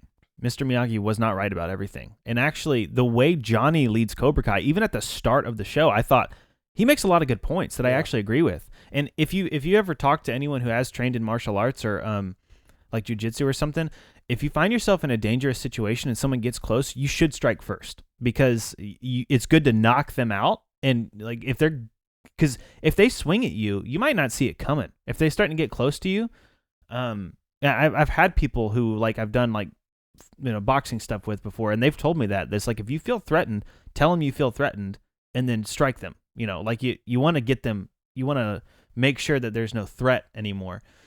The no mercy part is questionable, but I think from Johnny's perspective, he thinks life shows no mercy. So you have to be just as. And there is a lot of truth to that. You can get in a lot of trouble by being too nice and not, being just holding your ground on something. Well, and like he says in season 2, and I do want you to finish your train of thought, but I'm just adding on to that, is he talks to them in like that first episode. He refers back to the tournament. Yeah. And he said that is black paint on a white wall, but life isn't black and white. It's often gray. And he was like, and going through this whole thing, and the whole point at the end was sometimes you should show mercy. He's not saying go murder everyone you fight. He's saying, like you said, life doesn't show mercy. Don't be afraid to meet life head on in that way. But it doesn't mean you got to like be a jerk all the time. Yeah. Anyway, continue. Yeah, totally. And the thing that we noticed going back and watching the Karate Kid movies is there were times when Daniel was like pushing Miyagi to do stuff, and we were actually on Daniel's side, and Miyagi was too passive. And I don't even know if in the movies they were actually, I think all of us just loved Miyagi and Daniel so much that we just assumed Miyagi was right about everything. Because one of the fun things about Miyagi is every time he fought, it was over. Miyagi just destroyed everyone. That was what made him such a cool sensei. But one of the things that I think we embraced too much about him is his passivity, because he was too passive in many scenarios. In Karate Kid 3 especially is when we noticed it the most, where we were like, Daniel's right. He needs to go do something about these guys, these thugs who are messing with him. And Miyagi's like, we'll just let it roll off our backs. And I'm like, no, you got to do something about it. There's a threat to you at this point. So like, I don't know if I've ever seen 3. Really? You need to go see 3. I don't know if I've ever seen 2. Are you serious? Because you talked about that thing of him choking him out at the beginning. Oh, dude, you have to go. You have to watch 2 and 3. You really need to watch them before you finish this series. Okay. Because there's going to be times where characters come in and like things happen that call back to 2 and 3 specifically. I think I own all 3 of them. You got to watch them. It won't be nearly as impactful. Isn't there one where like he trains a girl? That one doesn't count. That's called The Next Karate Kid. Oh, okay. Daniel isn't even in that. That is I thought never Daniel referenced. trained her. No. Miyagi trains her. I remember there being one where Daniel trains a girl. No. Because he's older and he's like living on his own in that movie. Maybe there's another movie like that, but the Next Karate Kid is Hilary Swank, and Miyagi trains her. I've seen bits and pieces of it, but well, then maybe it is that movie, and there's just a part where Daniel's in it. It could be. I don't remember Daniel being in it, but that could be the case. But yeah, you really need to see 2 and 3. Okay. But because we watched back and we thought, Miyagi's just a little bit too passive. Right. He's too much on the defense only side, and it's like you got to be proactive in situations where, especially where there's a threat. Well, see, your exact like what you're saying is why I have a theory. I'm gonna stare at you while I say this in case you give me any hints. I have a theory that, especially now, because at the end of season 2. Man, I did not see that coming. Kreese takes over Cobra Kai. And I was like, you dirty, conniving, backstabbing. Hold on. What happened at the end of 2? Oh. He takes over. Johnny walks in. He's drunk because he's depressed about Miguel. He comes back from the hospital. Yeah. He walks in and he hears, ah! Yeah.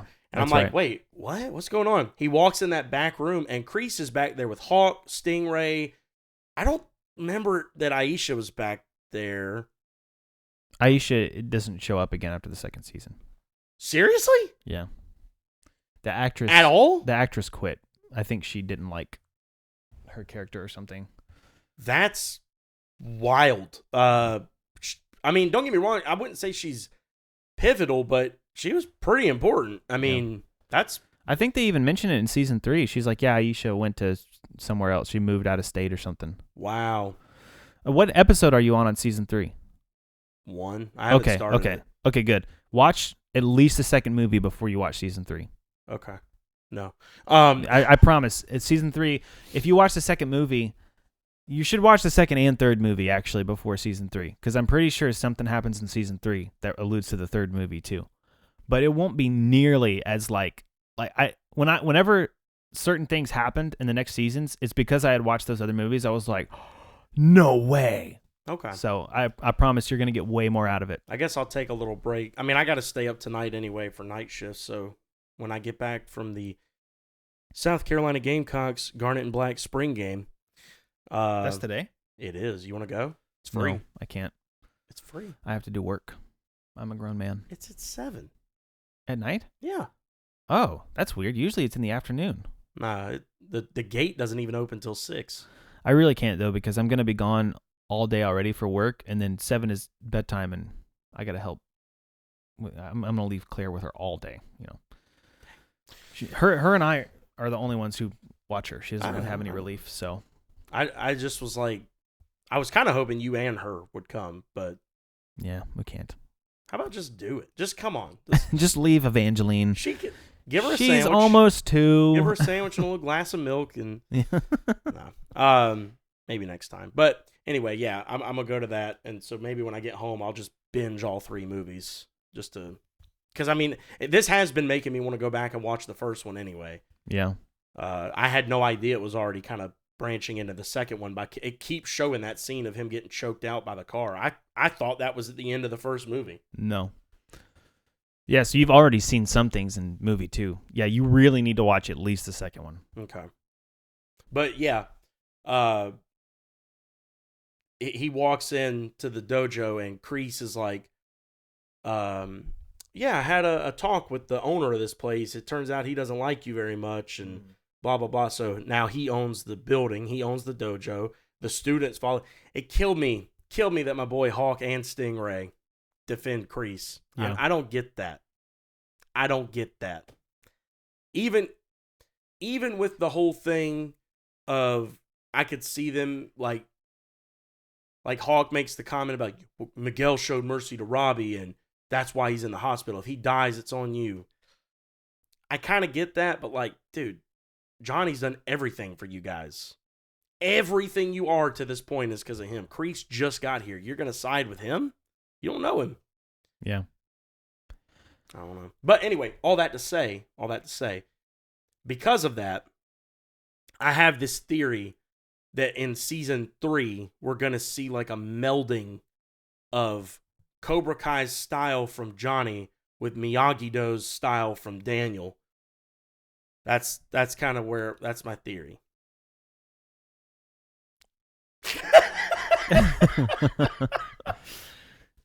I wish I knew how to read that.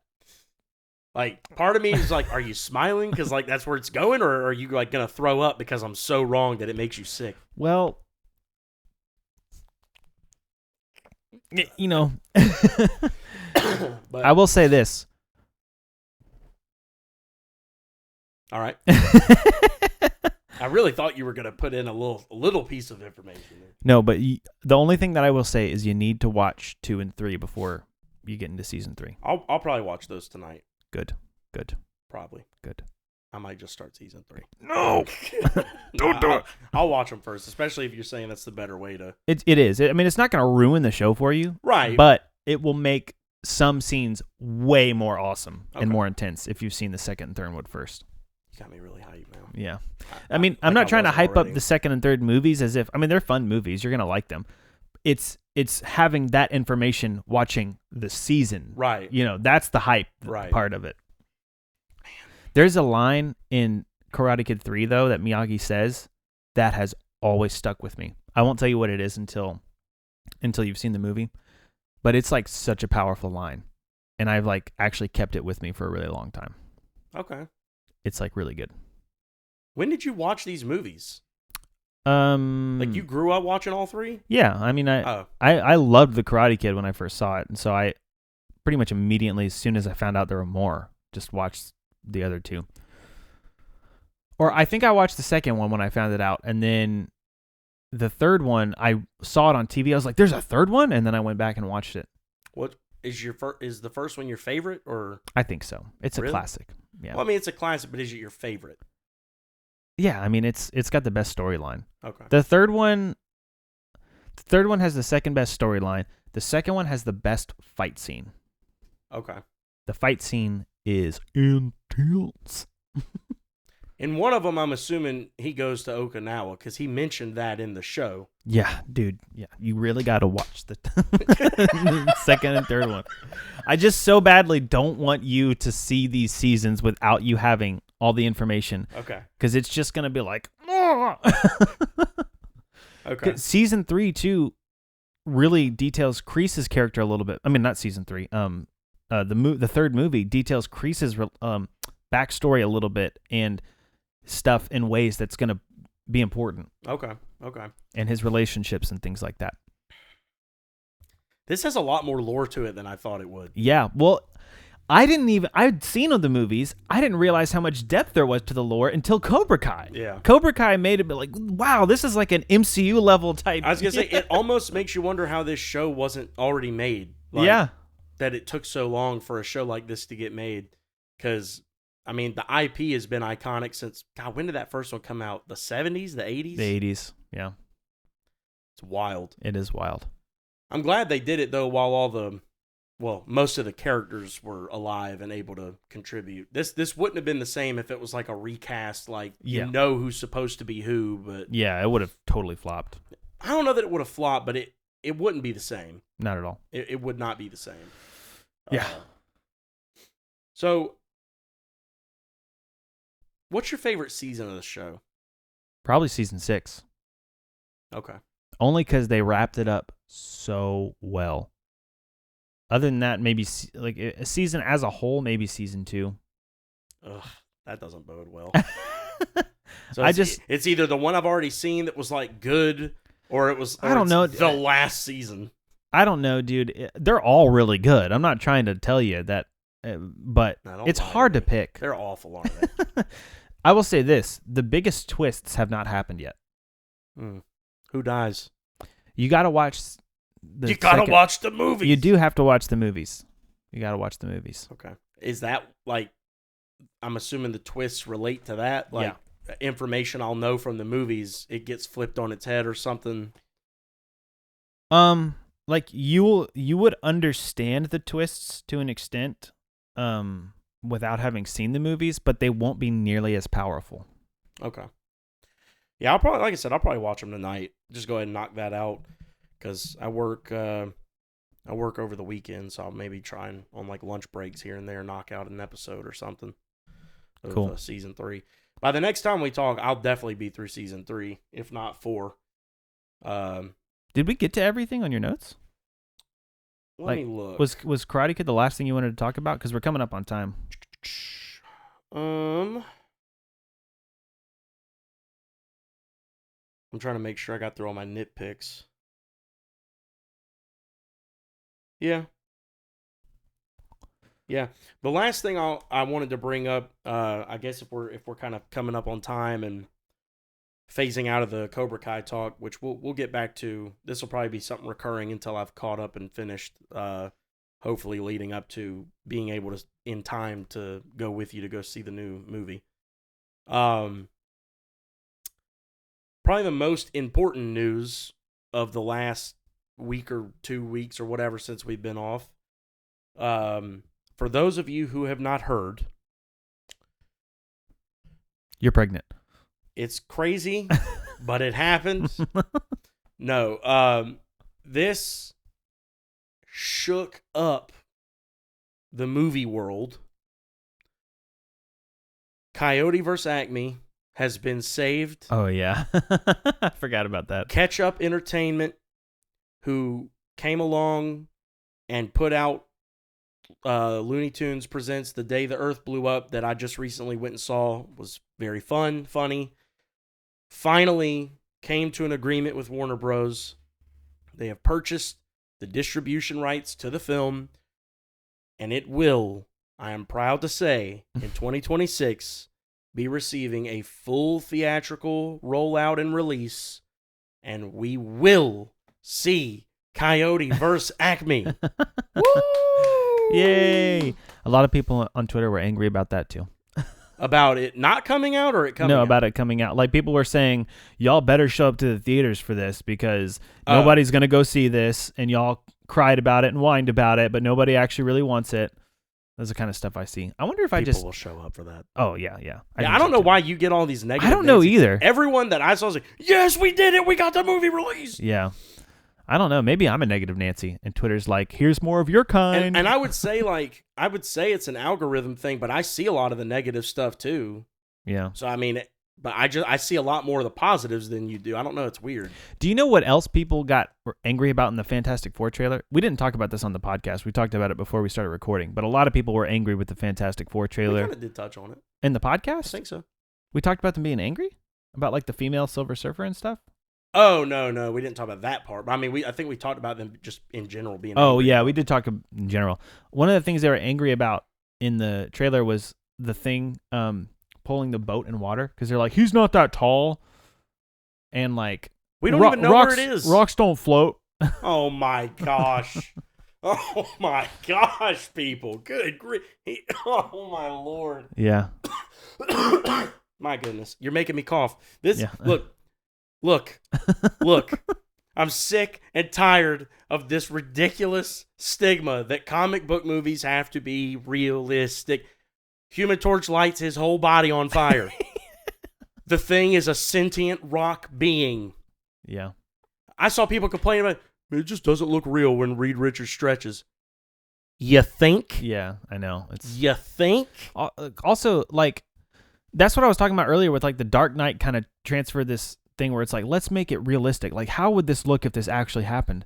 But part of the fun of comic books when they were first a thing is they were so cartoony. Wacky. Yeah. Yeah. Here's the thing, people. I don't know. Y'all might not know this. It's not humanly possible to do the things Mr. Fantastic does. Like you can't do it. You can't do it. So like when it happens, it's gonna look kind of wonky because like he's rubber. Yeah. Relax. Yeah. I will say, thank goodness I see some sane people on Twitter being like, y'all are crazy. Like, you're crazy for thinking that this needs to look real. It can't. Yeah. It can't. What are we talking about? What are we talking about here? I don't get it.